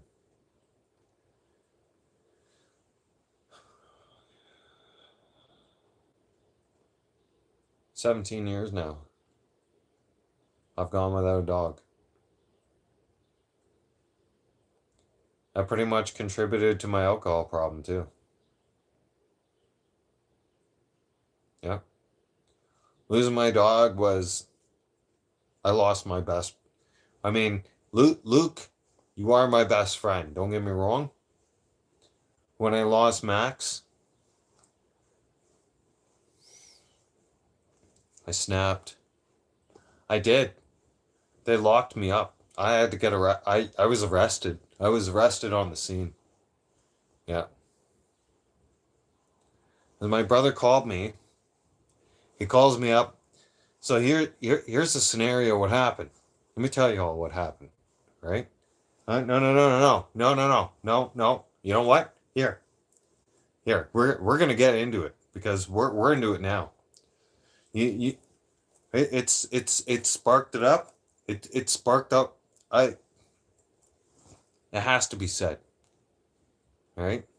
Because if not, I'm gonna have it in my memory tonight.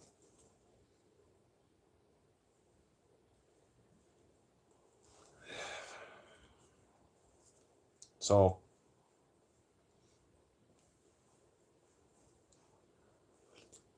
we moved from the small town. We moved from the big city to a small town. We had a farm and everything, right? We had our dogs. And I had my job at transportation industry. I was in dispatch. I got a really big opportunity in the city with a with a much bigger transportation company, with a big corporation, which I thought was great, right? And I was going to have benefits, and I was going to have a lot of money. So it was great. So I took everything and moved to the city. Right? It took me, my girlfriend, my dog. Right? We go to the city. Everything's fine. You know, things are going good in the city. She's got a great job. I got a good job. Right? But the problem is, our backyard's small. Okay? And Max is a big dog. Right? And I don't have a lot of time for Max. Right? Because my work required me to be at work a lot. Her job required her to be at work a lot. So Max wasn't getting the proper time for himself. And how I knew this was because he was taking my shoes. This is how you know your dog is really missing you, really misses your attention. They start taking your stuff and hiding it on you. That's the first sign. Okay? That's the first sign that they're getting lonely. Okay? Don't punish them for it. It's just that's a sign of them getting lonely. I knew that because I observed Max. I knew Max right from pup. Okay? And I looked at him, I'm like, are you lonely? Right? And he just looks at me and he hides his nose down like that. And he looks up at me like, you know, like, you know, I'm lonely. Like, why are you asking me this? Okay. Right? So, some time goes by. I get really caught up and things get busy at work. My parents tell me, you know, they live up on the island, right? In Gore Bay. And big open area. Why don't you bring your dog up here? Let him have a little vacation, right? Bring him up here, he'll have fun, right? Let him have a couple weeks here, 2, 3, maybe even 4 weeks. Let him get out of the city, right? And then maybe you can think about getting out of the city, moving out of the city. I thought, yeah, you know what? That sounds awesome. You know, Max would really love that. Yeah. Well, I don't have nothing against smoking weed. My mom at the time kept it from my old man, had the windows open, and she was one of those people who liked to put drapes in the windows and light candles so that she wouldn't have the smell of weed. Well, my dog and my brother's dog was stuck in there, in the house. She left the house. She forgot that she had 4 candles lit in the house.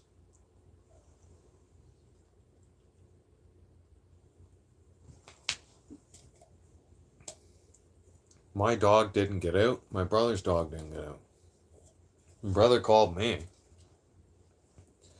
I still remember that day because my father was on the volunteer fire department.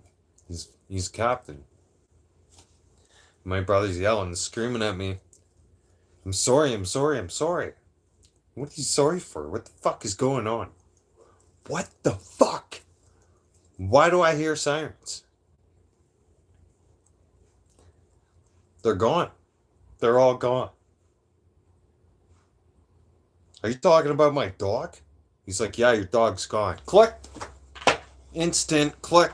I'm off the fucking phone. You know how fast I drove? Almost 700 kilometers back home. Takes you normally, if you drive the speed limit, almost an 8.5 hour drive. I made it there in 4 hours flat. No stops. Nope. No stops. I fueled up right when I left and I fucking beelined it. I had my volunteer fire equipment. When I showed up on scene, they're like, you can't come here. I was like, fuck you. I put on a helmet. I fucking walked in there and I walked into my parents' house and I seen my dog. And you know where I seen my dog? And I'll never forget it. That's why I haven't replaced my dog up until this day. I seen my dog right at the sliding doors. At the sliding doors, at the back doors, trying to get out of the fucking house. He was trying to get out of the house. He suffocated to death.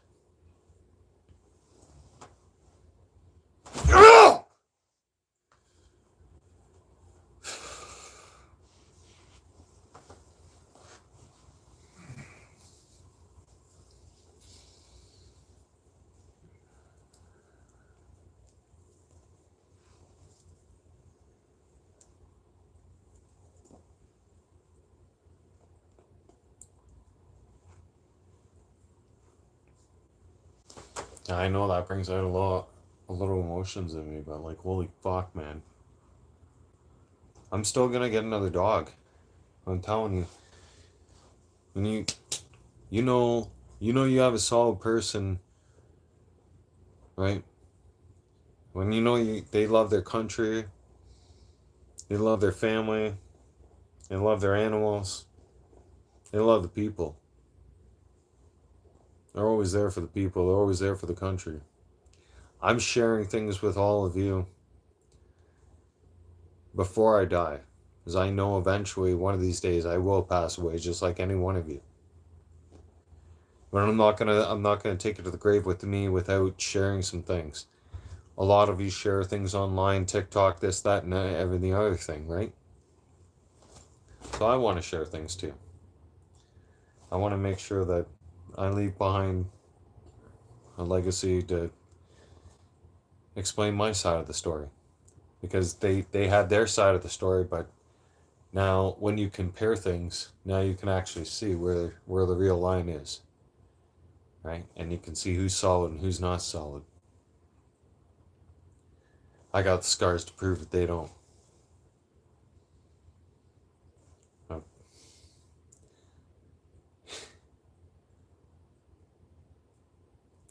I was always the one who got criticized for wanting to volunteer and give back to the community at the food bank, or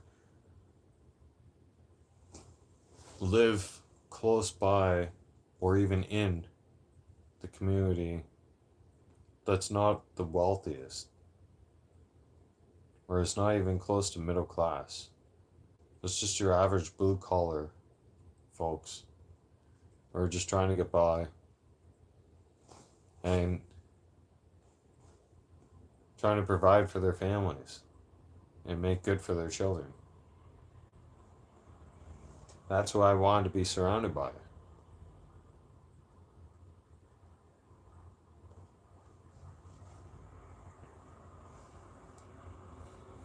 My grandfather lived in an upscale neighborhood, but we always spent time when I was a little kid, when my mother was in the hospital recovering from major surgery, and my grandfather had to take care of me for a long period of time, right? We would always go back into communities that were less fortunate than ours. We give back, and he would explain to me that this is important, to get back to the community, to give people hope. And he explained to me that no matter what we have, no matter what accomplishments we make in life, if we're rich, okay, then you can share that wealth. You can get back to the community and you can do something. Or you can take all of that, keep it to yourself, harbor it, and go down as a nobody and as a stuck-up snob and nobody likes you. Honcho, Larry the fisherman is asking me if I'm Canadian.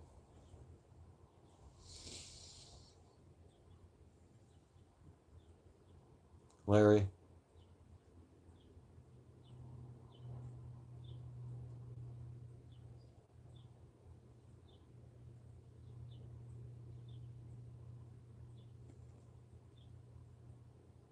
is Larry for real?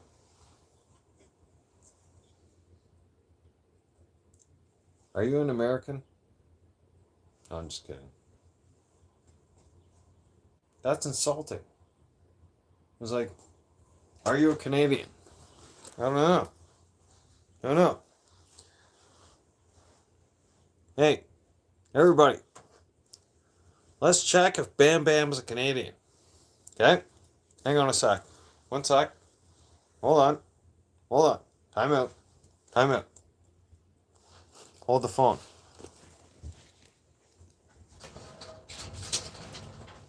Oh, yeah, there it is. Yeah, here we go.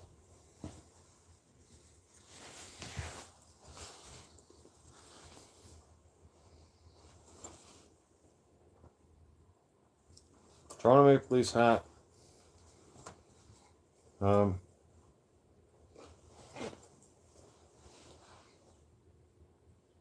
What's that flag up there? Oh. Is that a Chinese flag? No. Pretty sure that's a Canadian flag. Yeah, bam, bam, that's a Canadian flag. Yeah. See? Everybody's confirming that Canadian flag. Look at that, that's Blue Jay. Where do you find a Blue Jay? Where do you find a Blue Jay? I think you find that one in Canada. You might find that one in Canada. Yeah. How about that Toronto Maple Leafs flag? Yeah. Where's the city of Toronto?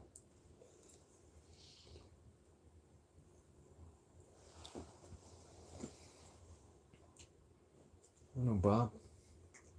Where's the city of Toronto? We tell them? Eh? Yeah. How about this? How about the blanket? Ding, ding, ding, ding, ding. What do we have for him, Johnny? Hey? Look at that. Right? The bed sheet spread says it all. Oh. And I'm sorry. Dumbass. Hey? What t-shirt am I wearing? Hey, Larry. You got the IQ of a fucking fruit roll-up, you dumb shit. You are a fucking dumbass. Larry. Ask stupid questions. You're gonna get Bam Bam's sarcastic, stupid answers. Yep. Oh, I'm sorry. I forgot to mention my jersey. Yeah. I forgot to mention my jersey has no numbers on it and no name on its back. Yet. No name on the back of that jersey since I was 7. But I'm going to put Bam Bam on there. And then I'm going to put the number 9 on there. The number 9 is my number. And Bam Bam is my nickname. You're one and only.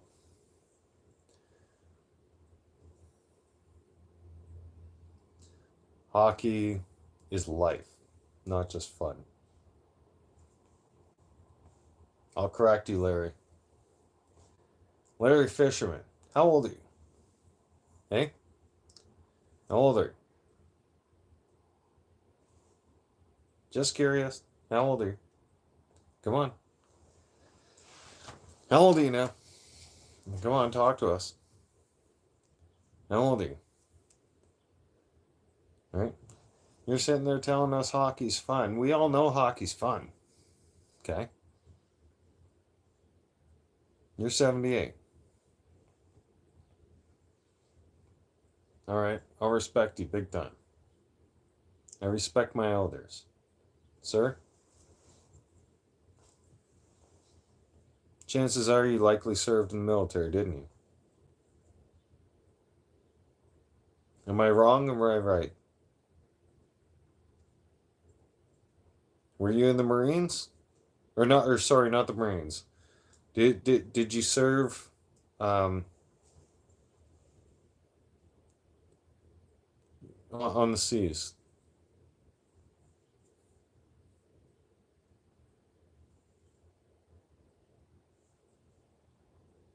Because you're 78, Larry, and you say you're a fisherman. I'm almost thinking, what do you mean, sure? Did you either serve or did you not serve with the armed forces? Because myself, I'm an army brat. Right? And for that matter, I also moved our military members and been on our military bases with the highest of clearance. All right? And for that matter, I've also moved our police officers, fire, EMS, you name it. And when people ask me, well, why didn't you serve? Well, I look at the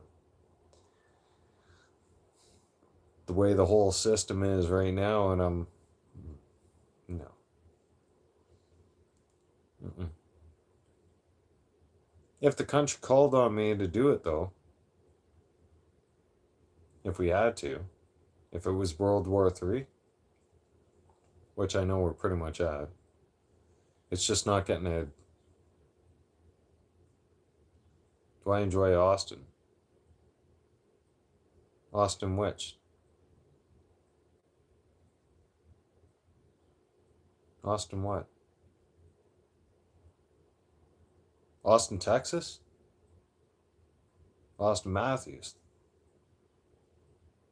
He has his good days and bad days. He really impressed me because he came out of the gate, his first exhibition game, scoring 4 goals against Ottawa like that. Sometimes I think he has his head up in the clouds, right? And so does Marner. And then I found that when the two of them are having an off game, pretty much both of them suck.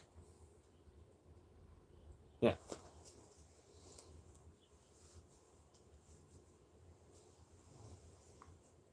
You have dreams. I have dreams too. Yep. I've had dreams ever since 2020. I've had dreams ever since everything that's been coming out about everything, all this stuff. And they call me crazy. I'm non vaccinated. I'm a retired truck driver. I didn't wear a mask.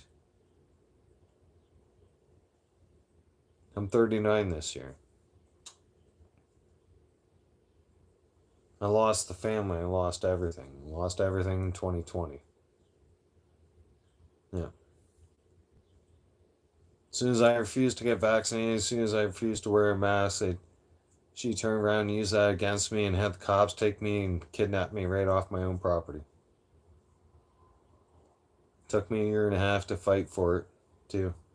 I had to move all the way up here to Edmonton from Calgary and get a lawyer and fight for it, fight for everything, fight for my innocence, right?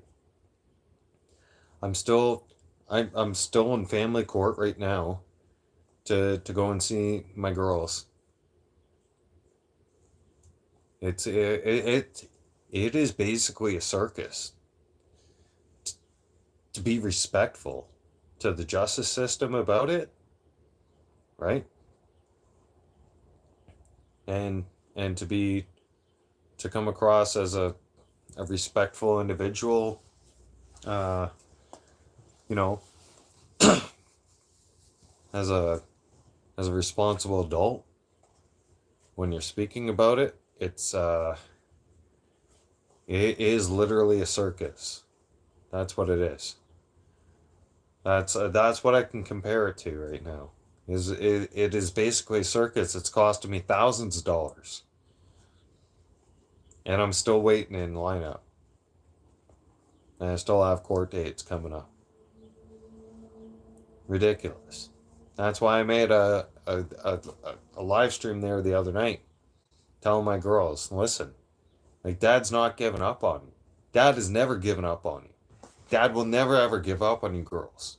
No. Okay, Dad's here for you girls. All right? I love all three of you just the same.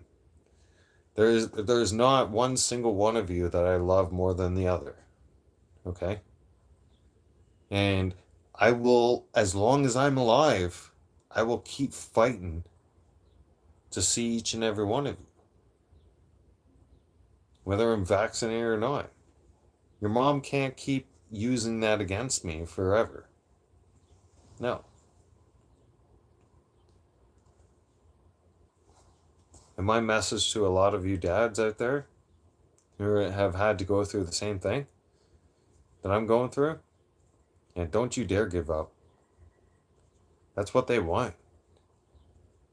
Those, your exes, that's why they're manipulating the system. They knew they could manipulate the system. They knew they could manipulate the system against us. They did. As soon as they knew they could manipulate the system against us, they took full advantage of it. And they screwed us over big time. Don't you let it happen, man. Don't you let it happen. Remember something. Without you,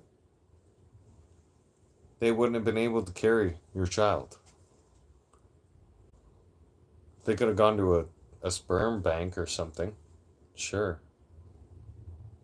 But that's your creation. Don't you dare give up. No, man. The fight of my life? Yeah. I've got some of my things back, right? Let's touch base on some of that. Sure. Okay. I got myself established because I needed to. Okay. How old am I? I'm 39 years old this year.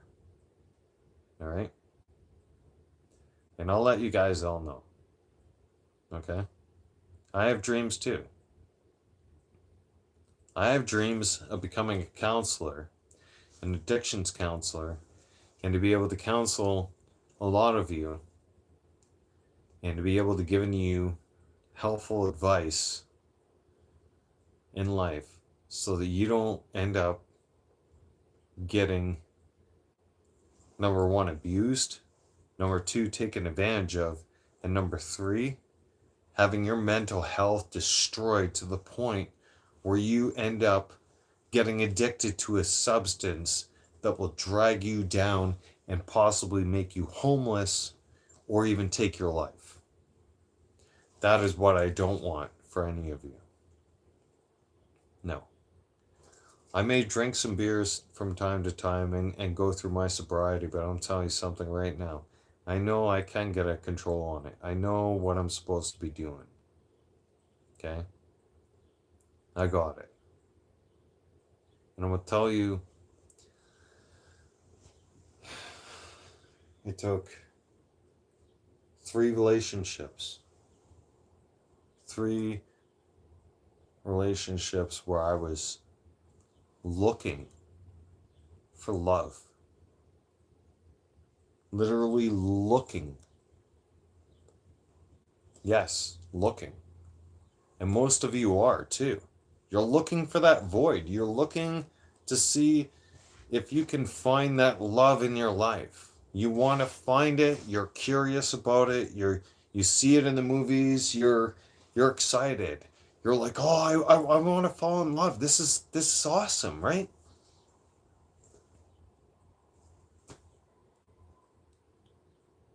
And a lot of you don't fall in love. A lot of you end up with people that you're not supposed to be with, and it ends up disastrous. And you lose things that you've worked so hard for.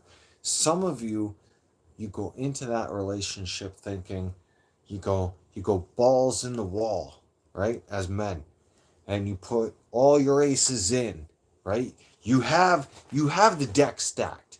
You have your 4 aces, and you're like, you know what? Right there. I'm throwing my 4 aces in. I'm good. I'm solid. I'm good. Right? She spits out 2 or 3 kids, all of a sudden turns around and tells you, after all the hard work you've done, you own a business and everything else, she wants a divorce. She wants you out of the house. Now you got to pay support for 3 kids, maybe even 4, 5, 6, right? Depends how many she's trapped you with. And then the house that you bought together, she's now taking from you. What are you left with? All your hard work and everything that you fucking did? for everything is now fucking gone? Are you fucking kidding me right now? Seriously? It all gets flushed down the fucking toilet just like that? Wow. And you wonder why fucking men snap. You wonder why we fucking get guns and say, okay, that's it. Like, the next person that fucking lips me off is gonna get fucking blasted. Right? Or the next person that turns around and fucking lips me off at work is just gonna get a fucking beating. Or, you know what? I can't take it anymore. Fuck this shit. Because I was there in 2020. I was standing at the Marlborough C train station in Calgary, Alberta. In a city I had lived in 5 years. That I had loved and cared about for 5 years. And cared so deeply about for 5 years. Had my heart and soul and everything. Had everything fixed in. Thought that I had my whole everything. My whole life set ahead of me. In that city and everything else. And it all got taken away. And there I stood on the C-train platform. If you don't know what a C-train platform is, they call it the C-train because the Calgary train. It comes into the station at 80 kilometers an hour, which is pretty fast, is about 120 miles per hour. Okay? American. It comes into the station, it barrels into the station, 3-car, sometimes 4-car lengths long, and you can hear it hitting its brakes, and it slams on its brakes, and you can even smell it. And then when it comes to a stop, it comes to a stop. But by the time it comes to a stop, if you were to jump out in front of that train as it approaches the station, there is no chance in hell you would survive.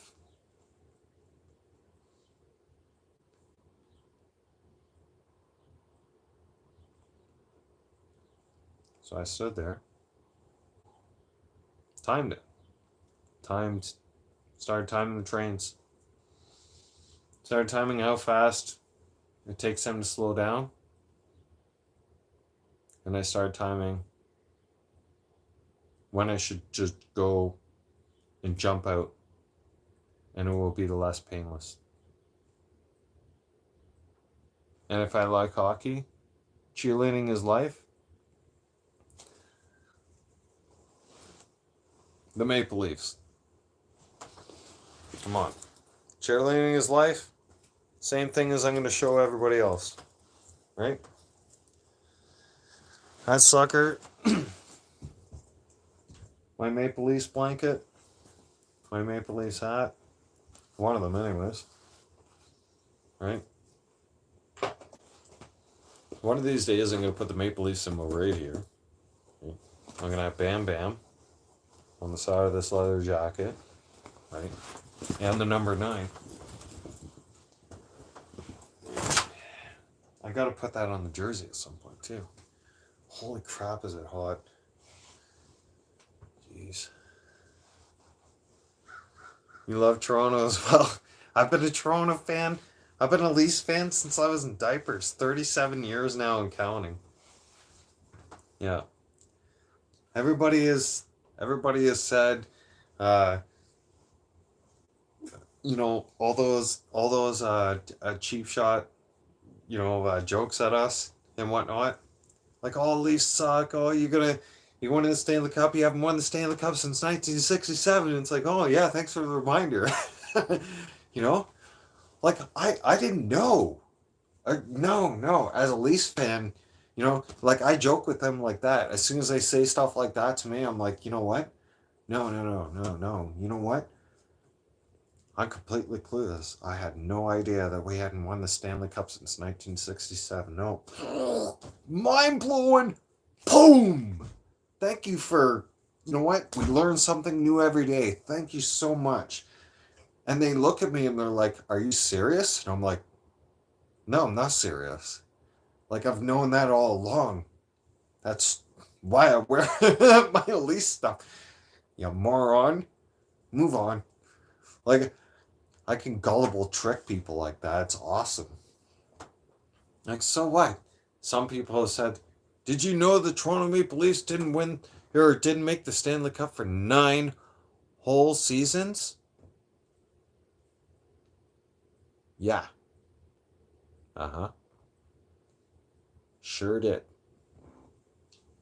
Sure did. I sure did when you asked me how long, before you asked me that question, not you by any chance. Cheerleading is, no, not you, okay? Yeah, I'm talking about the person who had asked me previous, long time ago, and sat there and goes, so you are aware that the Toronto Maple Leafs haven't won it? Or no, how long have you been a Toronto Maple Leafs fan? And I told them, I said, for a very long time, or sorry, my apologies. The first question the person had asked me was how old was I? I believe I answered the person I was 9 or 10 years old at the time. Okay? And then they had asked me, do you know that the Toronto Maple Leafs haven't won the Stanley Cup since 1967?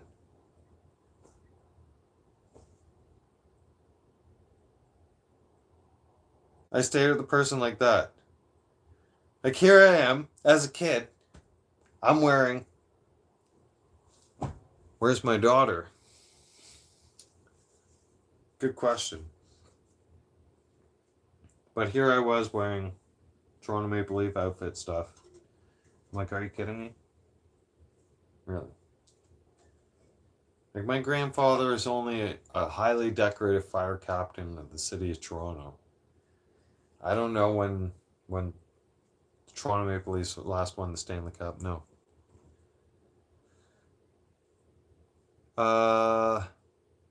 Okay. Let me answer one question at a time, please.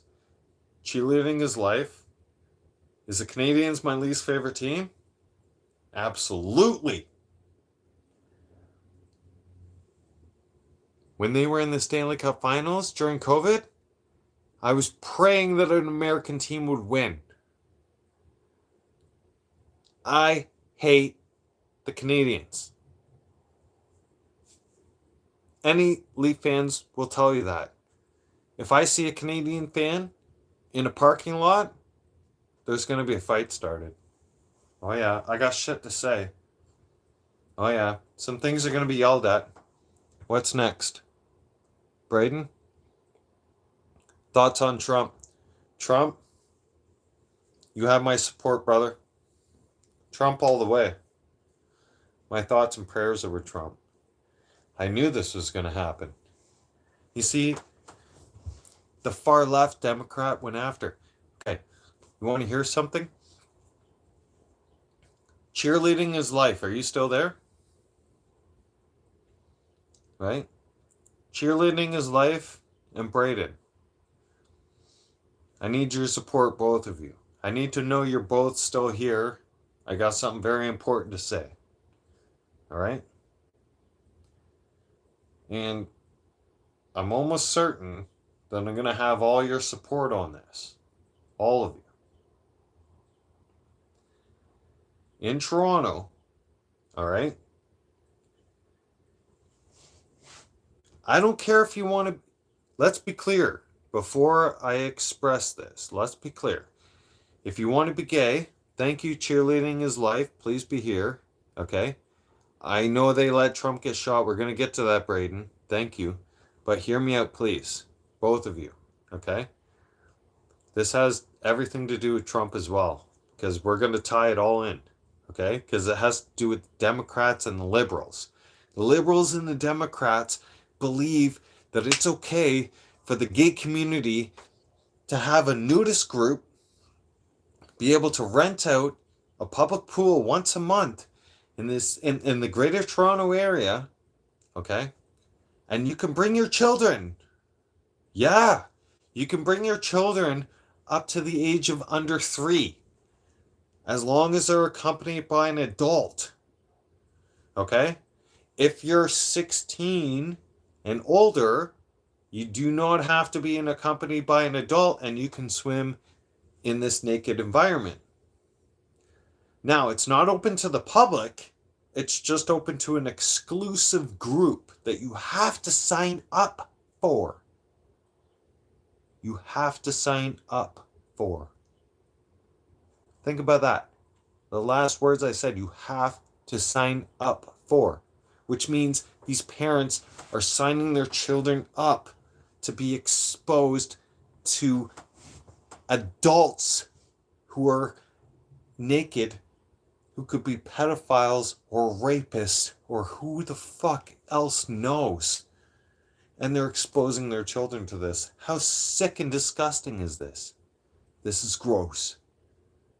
This is what Donald Trump is standing up against. This is why they're trying to assault him. This is why they're trying to kill him.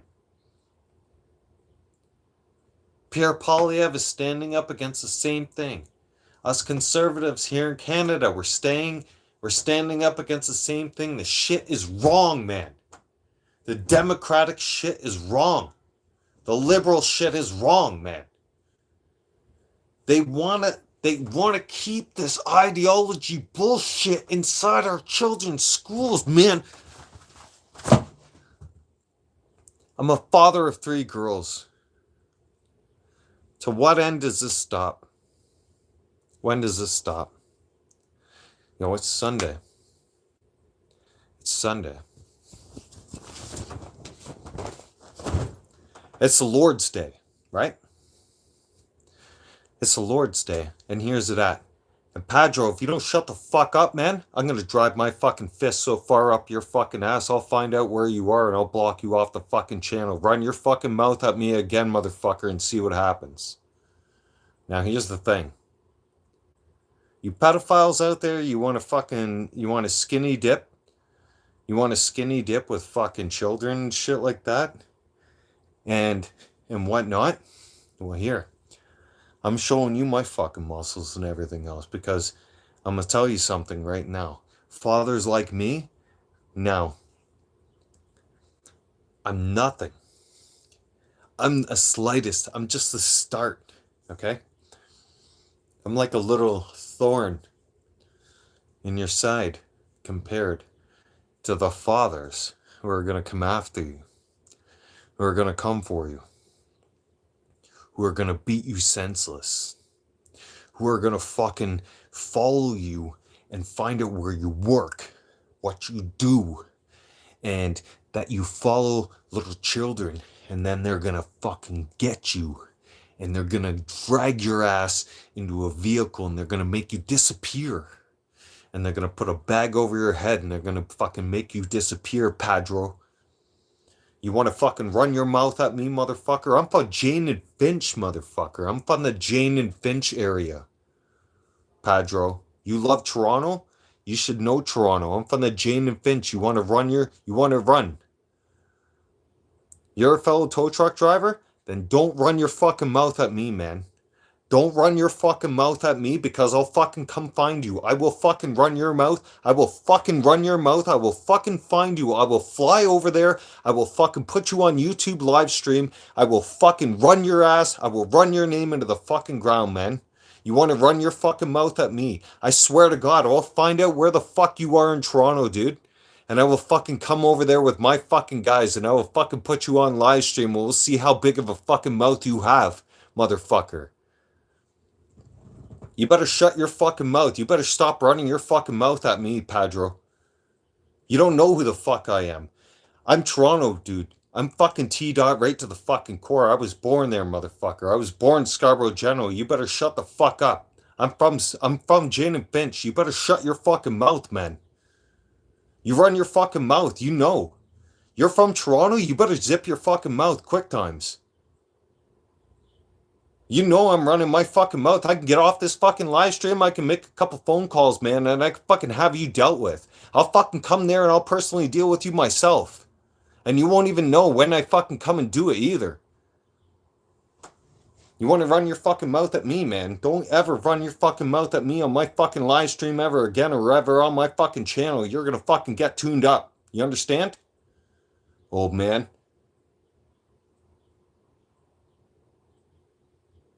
Look at how fast he shut the fuck up, everybody. He ain't got shit to say, doesn't he? Pedro, you did the smart thing. You shut the fuck up. Don't ever run your fucking mouth at me again, man. Ever. Don't ever fucking run your mouth at me. Man, we made 2 Toronto police officers disappear one time when they came in our neighborhood in Jane and Finch, right? And you know that back in the 90s. So don't even fucking. You think I'm playing around? I'm not playing around. A lot of people have disappeared in that fucking neighborhood, man. And Padro, I can make you I can drag your ass into the fucking Jane and Finch neighborhood, and they'll never fucking find you ever again. I can fucking hide you in different dumpsters all over the fucking place, man. I can ship you off to Michigan and then some. All right, and I can put you up in the fucking. I can put you up in the mountains, dude. I can send different parts of your bodies all over the fucking place. They'll never find you. Nope. They'll never tie me to nothing. So don't fucking push my buttons. I can say whatever the fuck I want. You want to come and run your mouth at me on my fucking channel? I can say whatever the fuck I want in self-defense. Right? You want to threaten me? I can threaten you, motherfucker. Best believe, Padro. Alright? Game over for you. Run your mouth. Padro. Look at everybody. Padro's so weak, all he got to say is game over. Hey, Padro, how's that game over? Hey, explain yourself, Padro. How's that game over? Padro can't explain shit. Padro ain't nothing. Padro's weak, everybody. He's weak sauce. Yep. He's weak like that cheap Italian oregano sauce that you would get the spaghetti sauce, you know? He's like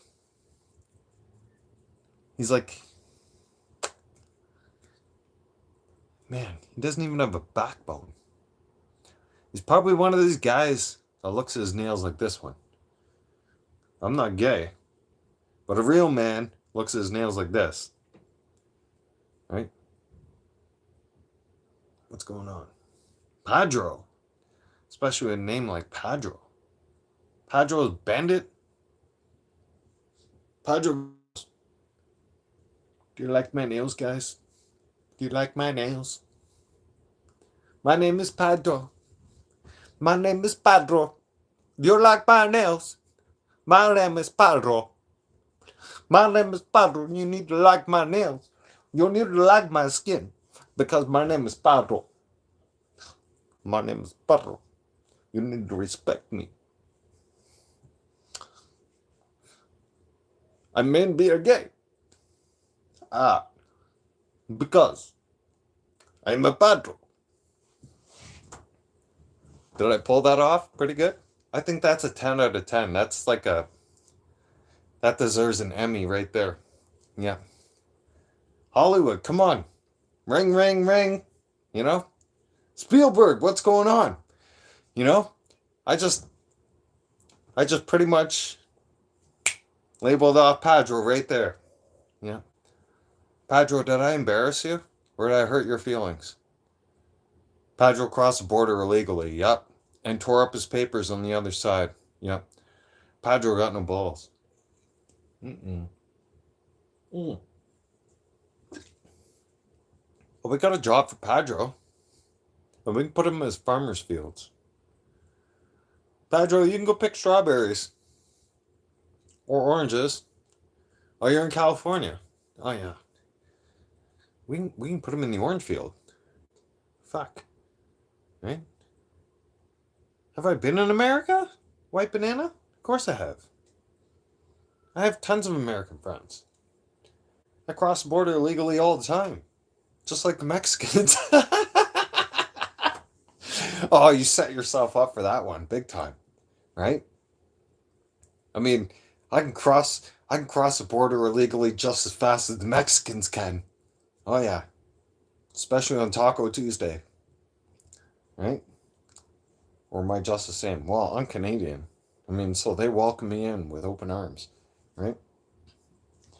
All I have to do is go, here you go. Where's your ID? There you go. What are you here for? I'm here to smoke some weed with my American friends. Alright, don't be too long. Alright?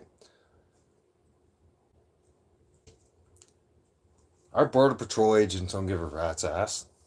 No? Americans and Canadians, we're like frequent flyer miles. We cross the border constantly. White banana, what's the matter with you? All right, have you not been in Canada? I guess white banana hasn't reaped the white banana resources. Yeah. This is another lefty that needs his 15 seconds of fame. Okay, white banana, go ahead. Spit your bullshit. Let's listen. Somebody get him a seat on the fucking, what is it, The View? Yeah. White banana, we need to get your seat on The View. Somebody call Oprah. Is it Oprah? No, no, no. Whoopi. Somebody call Whoopi. Yeah. White banana, we got some help coming for you. Okay? We'll call Whoopi Goldberg for you. And she'll help your ass. Mm-hmm. Well, actually, I don't know if she's going to help you or probably corrupt your stupid ass. Right? I mean, I almost gave you a 1 digit when you came on the channel here. And you said have you been in America? And I thought maybe you might be a 1 digit person, 2 digit tops. What's the difference? There's a huge difference. There's a big difference, right? Between both countries, big difference. Population. What's the difference? Is this guy an idiot? Yes. Well, I guess we have to educate White Banana 1000. White Banana 1000 has to come to school. Summer school. White Banana 1000's in summer school. Sit down, motherfucker. Okay, class is in session. All right. What is the difference? Well, you have 340 million people and counting right now. We have 60 million. Big difference. Population. Ding, ding, ding, ding, ding. Well, economics right now. Money. Who has the stronger dollar right now? America. Not Canada. There's two differences. Difference number 3. We have a vast amount of resources that you don't have.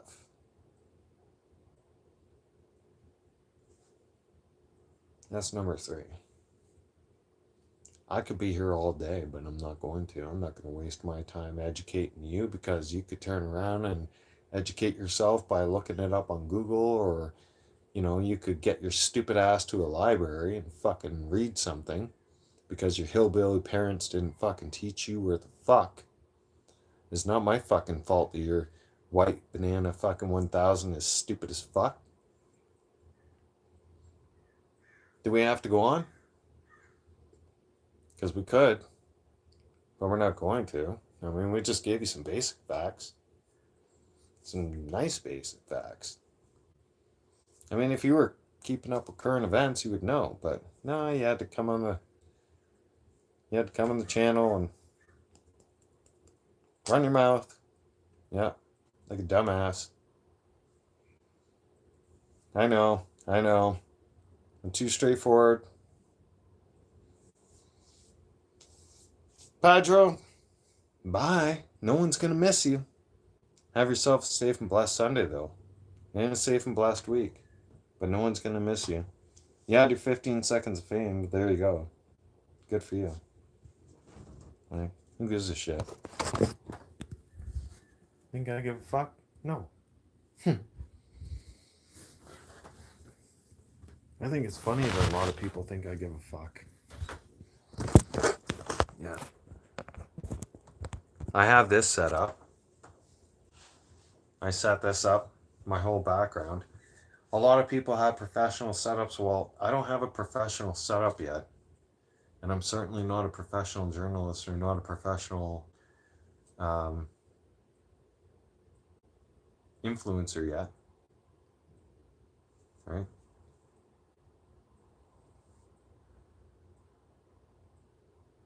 Go back to Daddy Escobar for sure. Yeah. Yeah, stay the fuck out of our country. So I want to say I have enough balls to actually come forward to speak my mind, to say what I need to say.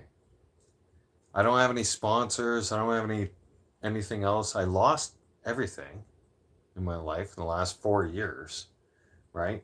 I didn't get vaccinated. Um, I didn't wear a mask. I lost my entire family. I lost all of my friends except for my best friend. Okay? Keep that in mind. Okay? You imagine losing your entire life, everything that you built up for, your entire family, all your friends, your lifelong friends, everybody, all because you stand up for one thing, right?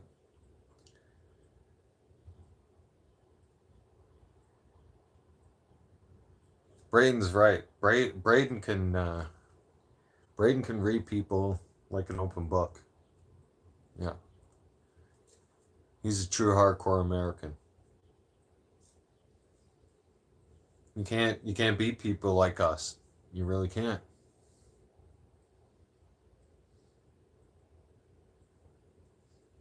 Right? We're we're solid. We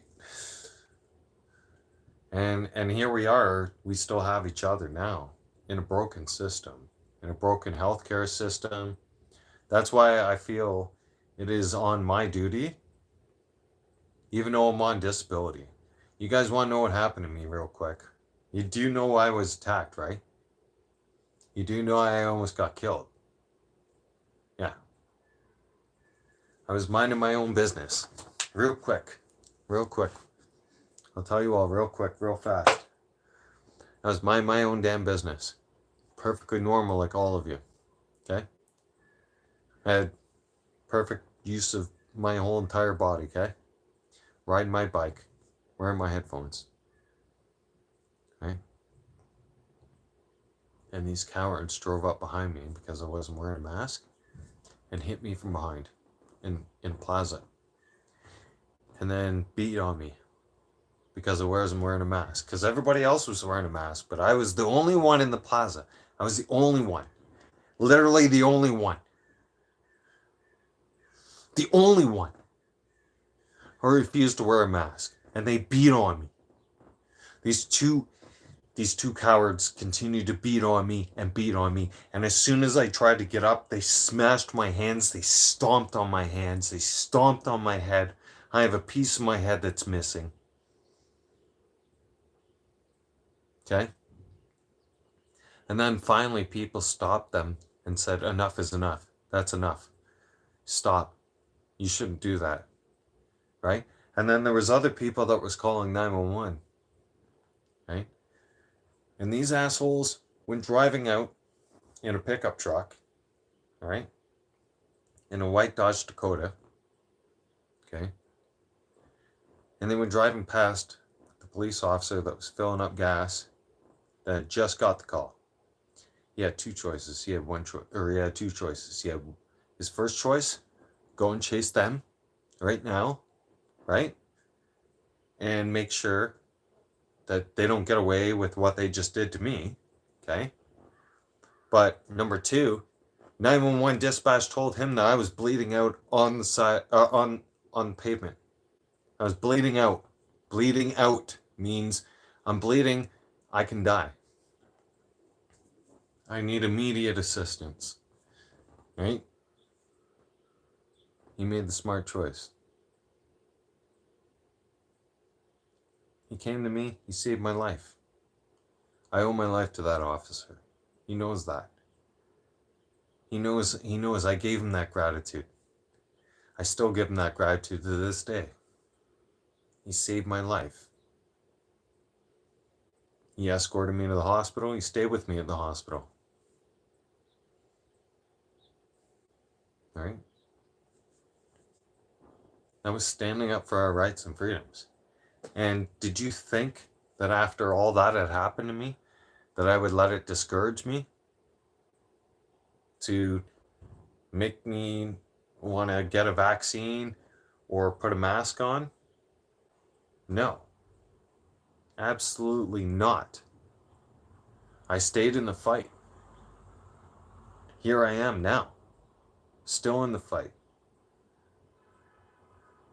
I'm hated by a lot of people, but that's fine. I take a lot of criticism for what it is. That's okay. I understand. Like I've said before, we all have our own opinions. I don't hold it against you. If you want to wear a mask, that's your own business. Okay? If you want to get vaccinated, that's your own business. That's your belief. Okay? I'll educate you, but if at the end of the day you want to do it, I'm not going to force you and try and stop you and be like, listen, you have to listen to me. Right? No. I'm just going to educate you, and I'm gonna give you some facts. And if at the end of the day you want to turn around and you still want to go ahead and do that, guess what? The onus is on you, not me. Right?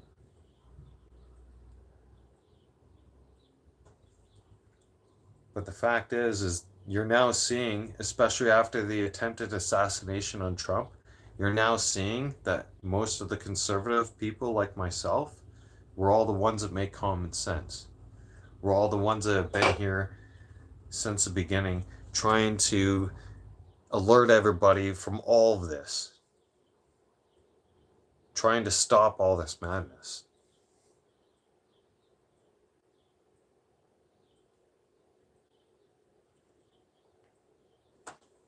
Who's that? Maria the Dancing Queen. Maria's here. I'm sorry, Maria. I didn't mean to not acknowledge you there. I was in a little bit of a rant. I just looked at. If you could all please do me a favor. I know a lot of you follow me, you like me, and everything. I do not ask any of my fans for much. I don't ask any of you for money or for donations or anything like that, but I will ask you for this. All right? And I know you can do this for me because this is free and it will only cost you 2 minutes out of your day. I promise. All right? Please go over to the Dancing Queen's channel and pray for her, please. She's dealing with kidney failure. I've been praying for her. All right? She's dealing with her struggles. So I'm asking, if you all don't mind, the biggest thing you could do for me to give back to my channel, to give back to me, to show me respect, okay, big time, is to give your respect to Maria the Dancing Queen. Go over to her channel, like and subscribe, show her love and support, and please put her in your prayers. All right? Please. That's all I'm asking. That's all I'm asking this Sunday. You all know I don't ask for money. You all know I don't ask for donations, nothing like that. Right? I just want to try and help everybody get better and be there for everybody. All right? Maria has been a close friend of mine for some time now. I've been meaning to put her front and center. This is Sunday. I feel that this is a perfect day to actually put her front and center right now, especially, okay? A lot of us, we need to come together, pray for her, because the power of prayer is bigger than anything that you can all imagine, okay? It is. Jesus will make miracles happen with the power of prayer. The more prayers, the stronger the power, the greater the power is. I'm not trying to be a preacher. Just asking. If it was your family member, if it was your cousin, if it was your brother, sister, your mother or your father, right? There's nothing more humble, there's nothing more strength than coming together, praying for each other. Because that power of prayer will go a long way. Huge. Huge.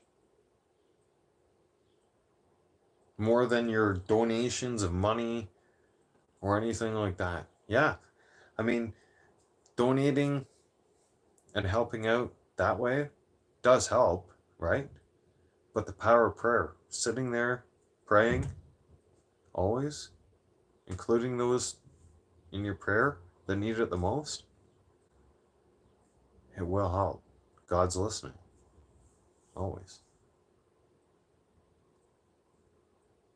Especially those of you who have Jesus and God in your heart, following big time. When you pray for folks like Maria, that power of prayer gets transferred over to that person in ways that you cannot even imagine and that you don't even know about until you see it actually happen. And you'll see the power of Jesus Christ work. You will. You will see the power of God. You'll only see the power of God if we pray and be together. Yeah, it sounds cliche, but that's facts. I learned that the hard way. Yeah. I'm taking a quick bathroom break. You guys all should too. One sec.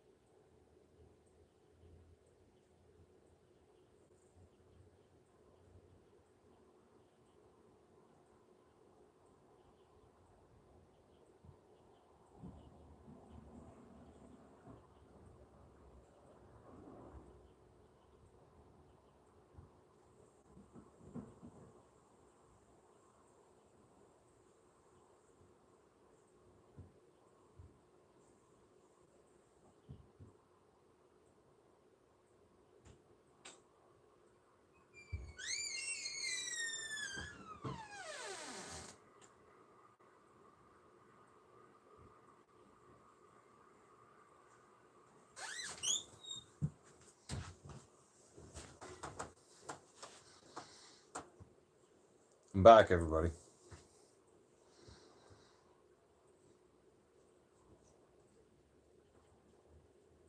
Thank you, Braden. Thank you for letting her know. I'm sure she's going to more than appreciate that, Braden. Yes. Because we need to let Maria know that she's not alone. No. Maria, you are definitely not alone. No. You got us. You got your family. We're here for you. We'll pray for you. We're here for you on daily. You need anybody to talk to, myself, Braden, and any one of us who tune in and who support you, we're here for you. Okay? Nobody turns their back on family. No. With it being Sunday and all, I'll share a story with all of you, and I'm going to keep this public. I didn't put it public the last time. No. Because it was pretty, I'll share with you. It was pretty intense. All right.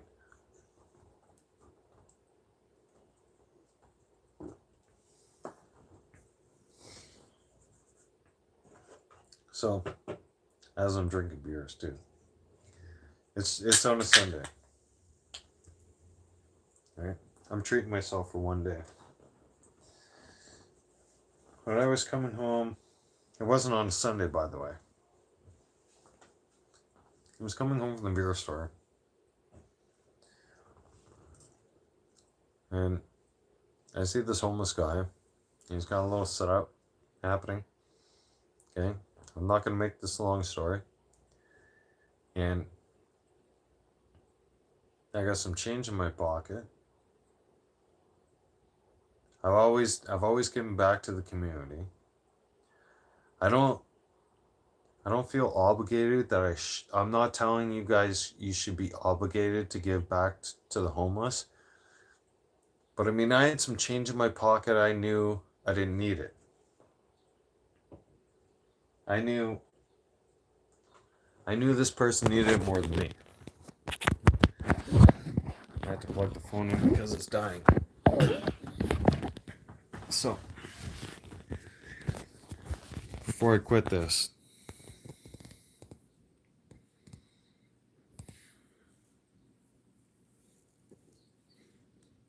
I go up to him. We talk. I give him I only have $1.90 left. I give it to him. I said, that's all I have in change. The rest is on my debit. And I said, it's not even that much. That's all I get paid. He said, no, thank you. Right? He said, do you drink beer? He said, yeah, of course I drink beer. I said, all right. So we'll have a couple beers together. So he had a smile on his face. And he had a pit bull with him. And his pit bull is huge. And she was very muscular. But she come up to me and she put her nose up to me. Right away. She put her nose up to me. Because she liked me right away. And she knew I was okay.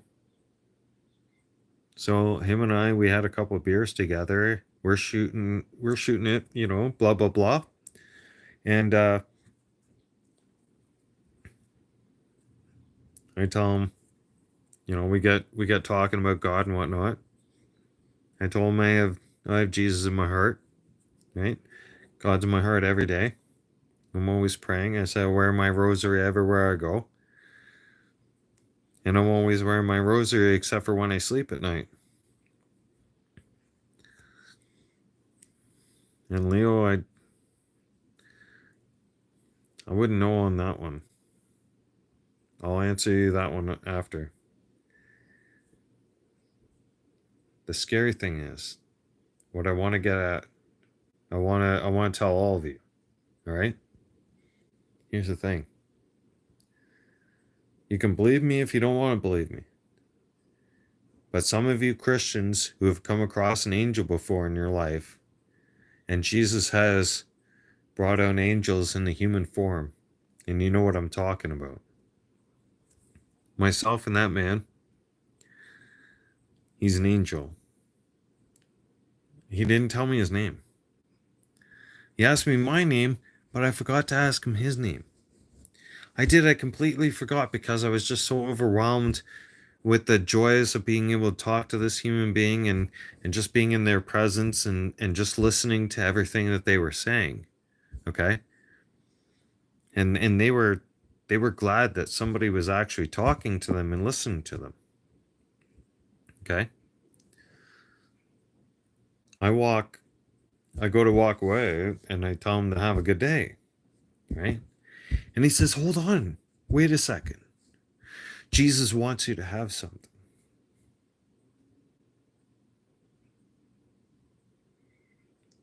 Whoa. And I'm not even kidding you. No. And I have it right here with me as evidence. All right? I've never seen the man to this day yet. And he said to me, Jesus wants you to have something. And this isn't a made up cross or anything. This is a real cross. This is a real full-fledged cross. This isn't something you buy in the store or anything. Let me show you something.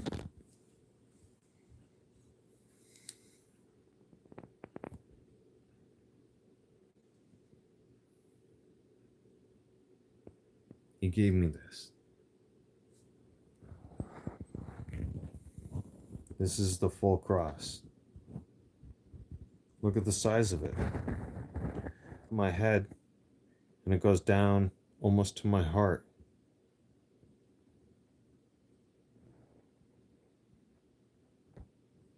Jesus wants you to have this. Of course, I accepted it.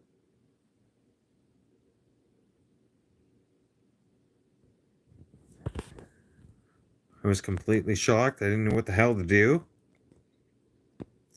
I looked at him. I said thank you. I had tears in my eyes. I was choked up. I started walking away. I'm looking at this, right? I'm looking at it. It's not a trap. No. Oh, Leo's question is a trap. Yeah. Yeah, I know that. That's why I didn't answer Leo's question. Because Leo's being stupid. And I'm looking at this. I'm walking down the street. And I look back. Guess what? He's gone. He's gone. He's gone. Everything was gone. This guy had pulled stuff out of the dumpster. He had 2 carts with him. He had his dog. He had a bunch of stuff. There was a bunch of stuff. There was a bunch of things. A bunch of items. A bunch of garbage. You name it. Around those garbage bins. When I turned around and looked at those garbage bins, not one single thing existed on the fucking ground, and neither did he. He was gone. Him, his dog, and everything were gone. And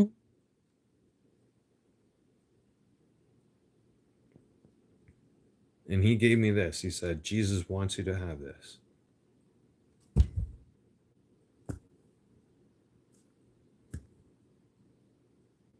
And then that guy disappeared. Well, he wasn't a guy. He was an angel.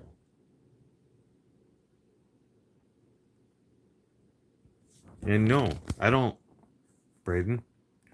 Not like I give a shit. Right? Your guys' stupid jokes nowadays, I don't care about. I'm trying to express things. I'm trying to tell you guys things about actual life events that happen. And if you guys don't want to listen to it, then I'm not going to share it with you guys anymore. Then you guys are on your own. Then you guys can just fucking burn in hell here on earth and suffer. And I won't tell you shit. And I won't tell you anything that Jesus Christ wants any one of you to hear. And I'll refuse. How about that? How about I just refuse to express and share anything that God wants me to tell any one of you? What about that? Have any of you ever thought about that? Have any of you ever thought about how damned your souls will be? If I don't express right now how you could be saved? So, if Braden, if you want to be an idiot, so Braden, here, I'm going to give you 20 seconds, Braden. You're going to either answer me 20 seconds, 19, 18, 17, before you get kicked off this channel, 16, 15, 14, 13, 12, 11, 10, 9, 8, 7, 6. In 5 seconds, I kick your ass off this channel, Braden, because you don't fucking answer me. You want to answer me or not? Are you on the far left? Do you want to support stupid bullshit like him? Or do you want to be a realist? Do you want to have responsibility? Or do you want me to kick your ass off this fucking channel and you'll be gone? I know it was a trap. So why don't you be responsible? Stop acting like a fucking immature person, okay? And don't make a smart ass fucking comment towards me.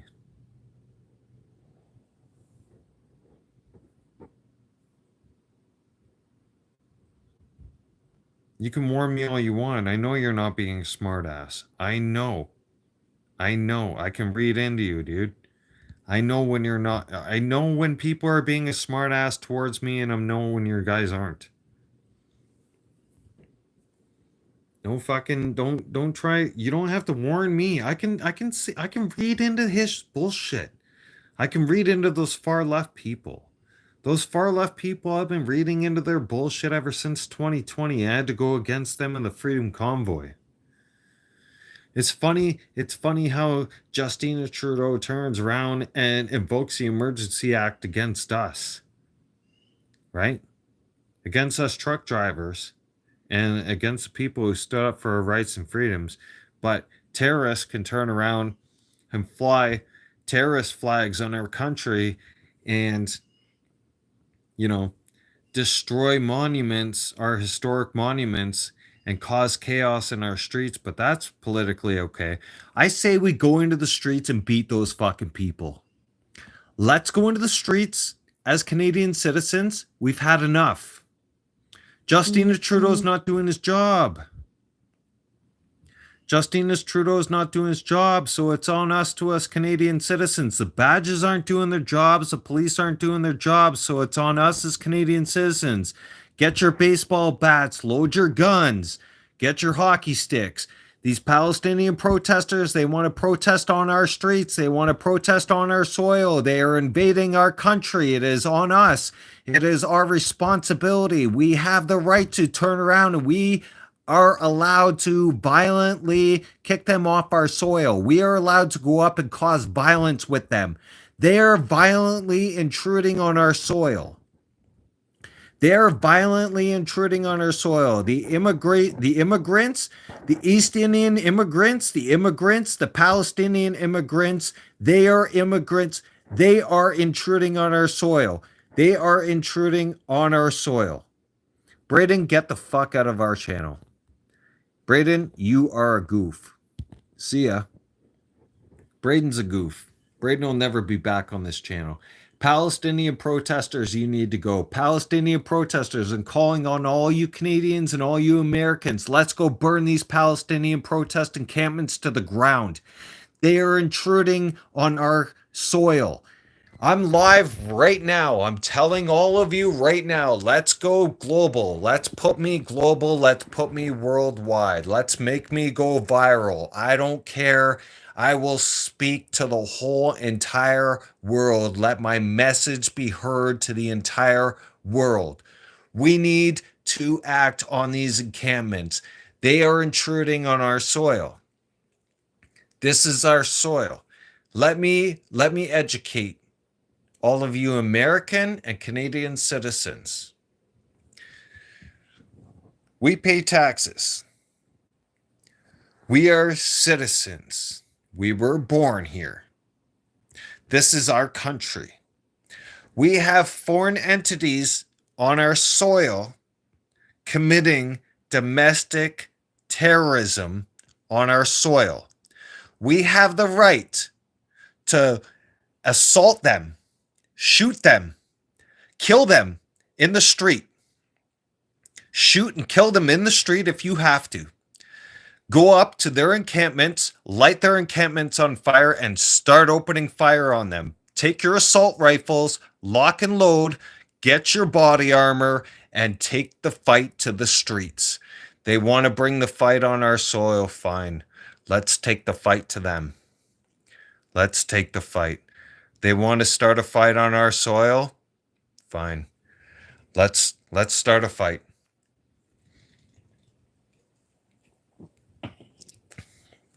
I call on all the militia of Canada and the United States.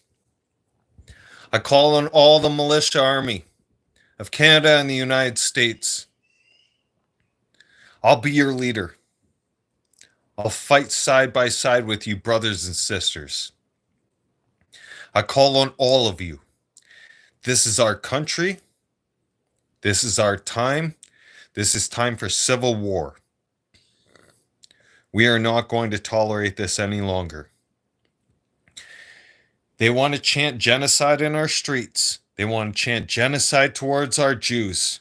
They want to chant genocide towards Jesus Christ. They want to fly terrorist flags on our soil. It's about time we burn those terrorist flags to the fucking ground and we shoot those motherfuckers on the spot. They want to chant genocide and terrorism on our country's soil, then we shoot those motherfuckers on the spot. We need to make a stand. We need one of these encampments. We need to make one of these encampments a fucking example. Let's go and make one of these encampments an example. As soon as we make an encampment an example, as soon as we make one of these encampments an example and we storm one of these encampments, some of these protesters get shot and killed on sight, and we bury them 6 feet under on sight, and we burn their Palestinian flags to the fucking ground right on sight, then we're gonna have their fucking attention. This is our country. This is our soil. We need to go and shoot these motherfuckers. You shoot these motherfuckers to the ground. Sooner or later, one of these motherfuckers, it's going to be me, it's going to be somebody. It's going to be somebody. Somebody is going to turn around and shoot these one of encampments, and they're going to do a mass shooting on one of these encampments, and one of these encampments is going to have a mass shooting and it's going to have an encampment burned to the fucking ground, man. No one's going to answer Leo's questions. I'm not telling jokes either. I'm telling you guys facts. Sooner than later, a private security force is going to come into these encampments and they're going to start shooting these people right on the spot. They're going to shoot these people right there. Yep. They're going to be sleeping in their encampments and they're going to shot because you know why? You're on private property. You're trespassing on private property. If you're trespassing on private property, trespassers will be shot. Survivors will be shot again. You've been warned. I can hide you again if you want. You want to run your mouth at me, motherfucker? Braden, you sound like a fucking lefty. You sound like you should relinquish your fucking gun and go join you.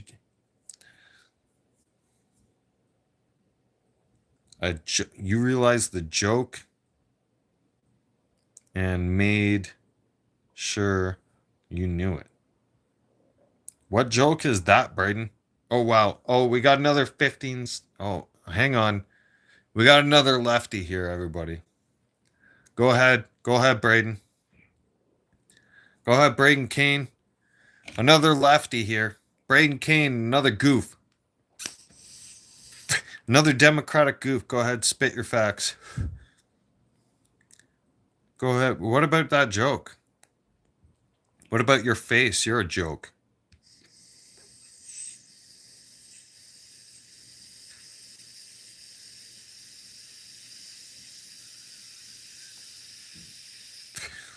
Mason 73, I'm the greatest of all time. Thank you. No.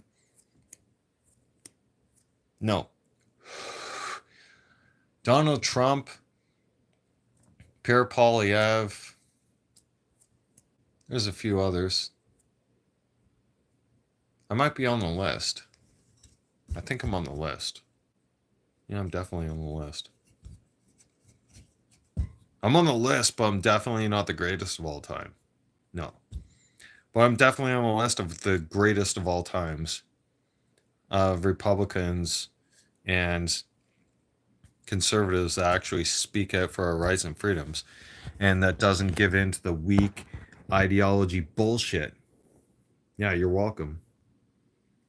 Yeah, Grow Bruins. I mean, hey, man, like I said, if you're an Original Six hockey team, you cheer for an Original Six team, I got respect for you. You don't cheer for Original Six team, I don't know if I can really talk hockey to you, kind of thing. You know? Because I'm a Leafs fan, as everybody knows, right? I got the Leafs blanket, right?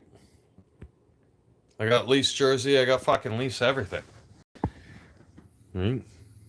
Everybody's seen my little Leafs knickknacks and everything else, but if you're a fan outside of the original six, yeah, don't talk to me. Don't try to talk hockey to me. Like if you're a Carolina fan, or if you sit there and say like I'm a Vegas fan, like fuck you, man. You don't know hockey. Mason plays hockey. See, I played hockey my whole life growing up. Mason, check it out. Look at this. See that right underneath here? This row of teeth here? Yeah. Yeah, see if I even touch it, fucking bleeds. Yeah. This bottom row here, knocked in. Right? Because I was an enforcer, I was always in fights. I lost a tooth back here. Right? This one. Yeah. And put my finger right through. These back here. There's a couple of them. Good times. Not saying anything bad. Oh God, no. It was great times. It was the greatest times of my life. Loved it. Fucking love hockey. Hockey's life.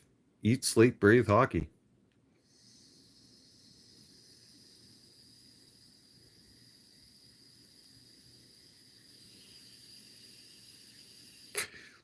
Wouldn't have life any other way. Yeah, I know. I smoke my weed vape. But that offsets my chronic pain. Some of it's from hockey, some of it's not. Yeah. Shit. If I could skate again, I don't think I could skate again. I haven't tried. I've been on skates since 2016. Shit. That's 8 years now. Yeah. Damn.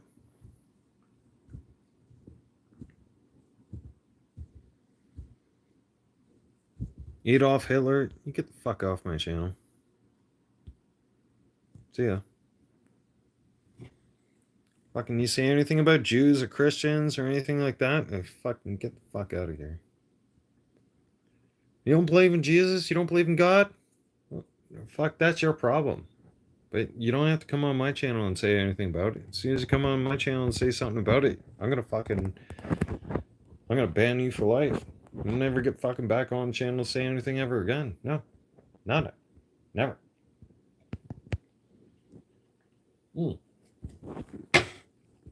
Oh, by the way, I do have something to say. So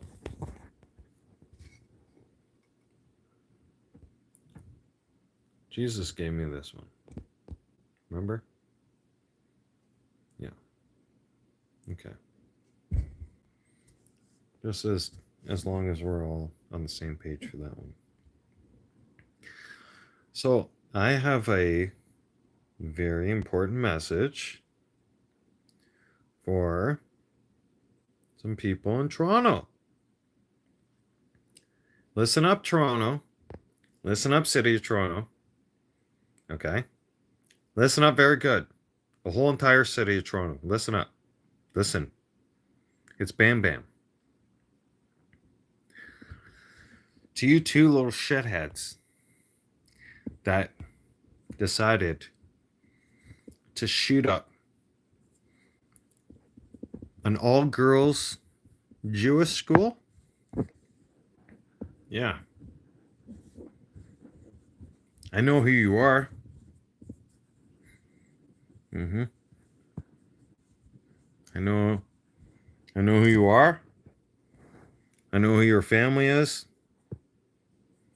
I know who your friends are. So, I got a very solid message for you. Seeing as how you think you want to be gangsters and all that, right? So, I'm going to give you 72 hours, home slice. Okay? You guys got 72 hours. If you don't turn yourselves in 72 hours, well, I think your friends are going to have some inconveniences on their daily day operations. And I think your family members, they're probably going to have some inconveniences on their daily operations. Until you turn around and you turn yourself into the police. Because if you don't turn yourself into the police soon, in the next 72 hours, and I have to fly home,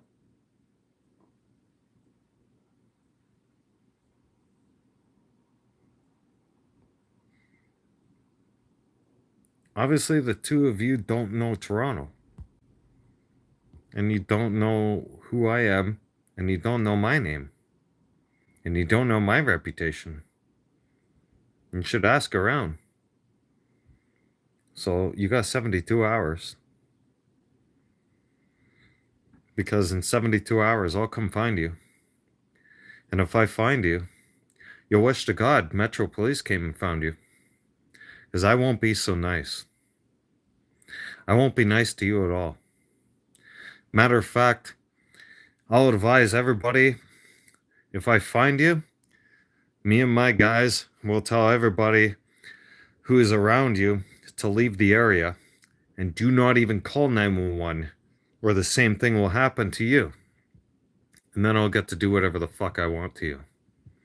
Just like you turn around and you decided to shoot up a Jewish girls' school. 72 hours. That's all you have. In 72 hours, I come looking for each and every one of you, and I know where you live. I know where your parents work.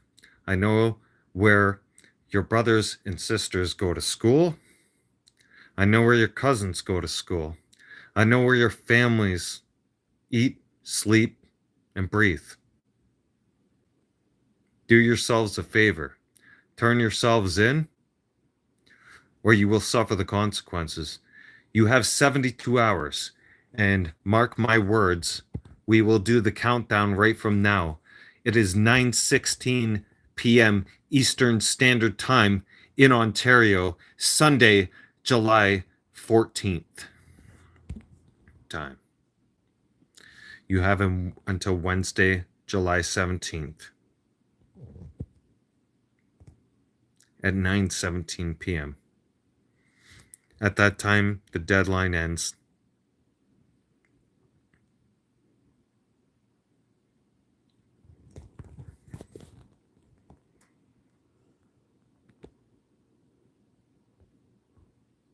There's no more messing around. Free, free Palestine. Free, free Canada. Bam Bam is gonna free, free Canada. You want to play the mass game? Let's play the mass game. You motherfuckers. You have no idea what you're up against. See you soon. 72 hours. As if I come home, I'll clean house. And I'll make you and your family a fucking example.